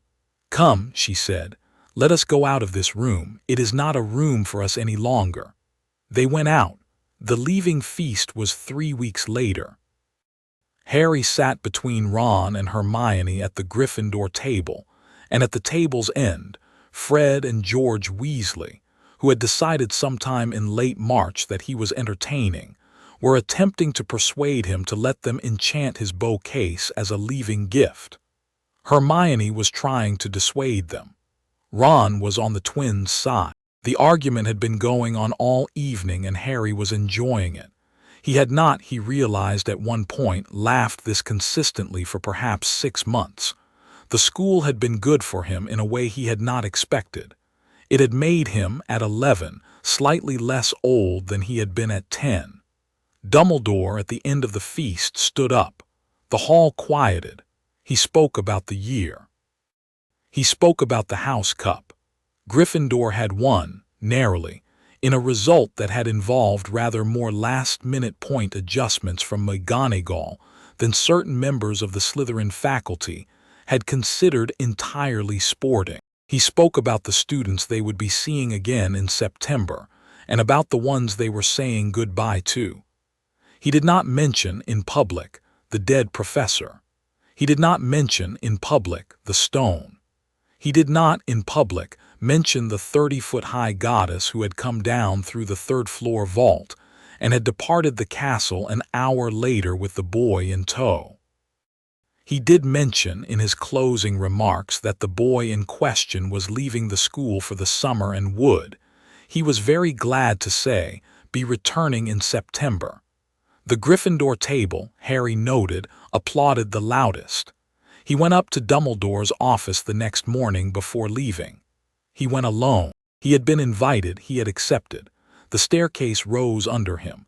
The office was as he had imagined it from Ron's description, high-ceilinged, full of instruments that whirred, with Fawkes on a perch and the sorting hat on a shelf, and in the middle of the room a man at a desk who had been waiting, it looked like, since dawn. "Harry, sir, you have come to say goodbye. I have come to ask a question." "Ask it. You know about the splinters?" "Yes. You were going to use me to find them." "Yes. That is why you left me on the doorstep." Dumbledore, who had been sitting behind his desk with his fingers folded, uncrossed them very slowly. "Harry," he said, "you have been thinking." "I have been listening. My mother said he scattered himself. You said today, Nicholas. Those are different people. The second confirms the first. You have known for a long time that he scattered himself and that the splinter in me was one of the 7. You left me on the doorstep, I think, in part because the blood of my mother's sister was a protection, and I think in part because a child safely within a magical family was a child who would live to find the splinters when he was ready. Both reasons were correct in their way. I do not accuse you of cruelty. I accuse you only of planning. That is a distinction. It is the distinction I can make. Dumbledore for a long moment did not speak. Then he said quietly, I am glad your mother found you. So am I. Had she not, I would have done my best. My best in this instance would not have been good enough. I will not pretend otherwise. I will tell you, however, that I will do my part in the coming years to find the other splinters. You will not have to do it alone. I was not going to. Number I had gathered. Sir. Yes. I will be back in September. Good. I have one more question. Yes. Who else knows? Dumbledore considered him. A small number, he said at last. Myself, Severus, Minerva as of this morning. Your mother, of course, and her lieutenant and Hestia. Not yet the ministry. I intend to keep it that way for as long as I can. May I ask, Harry, that you do also? You may. Thank you. I will see you in September, sir. Harry, sir. Welcome belatedly, said Dumbledore to the work. Harry nodded once. He turned. He went down the spiral staircase and out across the grounds, where his mother and Zoe were waiting for him at the gates, and the 3 of them walked, unhurried in the hunter's stride, the first true male hunter of Artemis in 3,000 years, and the goddess who had taken him out of a hedge and the lieutenant who had, on the first night, not used her knife, out of the gates of Hogwarts and into the summer, and the road went before them, and beyond the road the forest, and beyond the forest the camp. And behind them in the castle, the windows of the great hall were bright in the morning, and a small blue flame that Hestia had lit, unnoticed, in the corner of the kitchen hearth 3 weeks before, was still burning there quietly and would continue to burn, as long as Hogwarts stood. As a mark of hospitality, the castle would never afterward be able to rescind. Very far to the south, in a forest on the border of Albania and Greece, at the foot of the same tree he had lived in for 10 years, a thing that had recently been a candle, and had recently been pinned to a wall by a goddess's palm slid, with great care and considerable diminishment, back into the hollow of the trunk. It had lost one of 7 pieces of itself that night. It could, it estimated, afford to lose perhaps 2 more before the loss became critical. It had been given by its enemy a gift, the certainty that its enemy knew where the others were. It lay for a long time inside the tree. It thought. It began, slowly, methodically, in the cold, pedagogical way it had always begun its best work, to make its first real plan, the one that would account for the boy and the goddess and the lieutenant, and the map they now held. It would take it a year at minimum to prepare. It would require the retrieval of an old friend from Azkaban. It would require the cultivation of several new ones. It would require certain alliances with things older than wizardry, things that lived in dark forests and deep lakes, and that had not had a reason to attend to the work of men for some time. It could do this. It had the time. It had, ironically, been given the time by its enemy. In the dark of the Albanian wood, with the wind moving high in the branches, the wraith of Lord Voldemort began to think about the hunt of Artemis, and about a boy he had misjudged, and about how, when next they met, he would not misjudge him again. And far to the north, unaware and not caring, in a camp under rowans that grew in circles, Harry Potter was being embraced, carefully, not tenderly, but with real force by Phoebe, who said, "Thou hast grown, boy," and by Callisto, who said, "Welcome home, brother," and at last of all, briefly and without comment, by Artemis herself, who laid her palm once on the back of his neck the way she had laid it on the ride home after Stonehenge, and who said nothing, because there was nothing that night that needed saying, Overhead her moon rose. Chapter 6 End.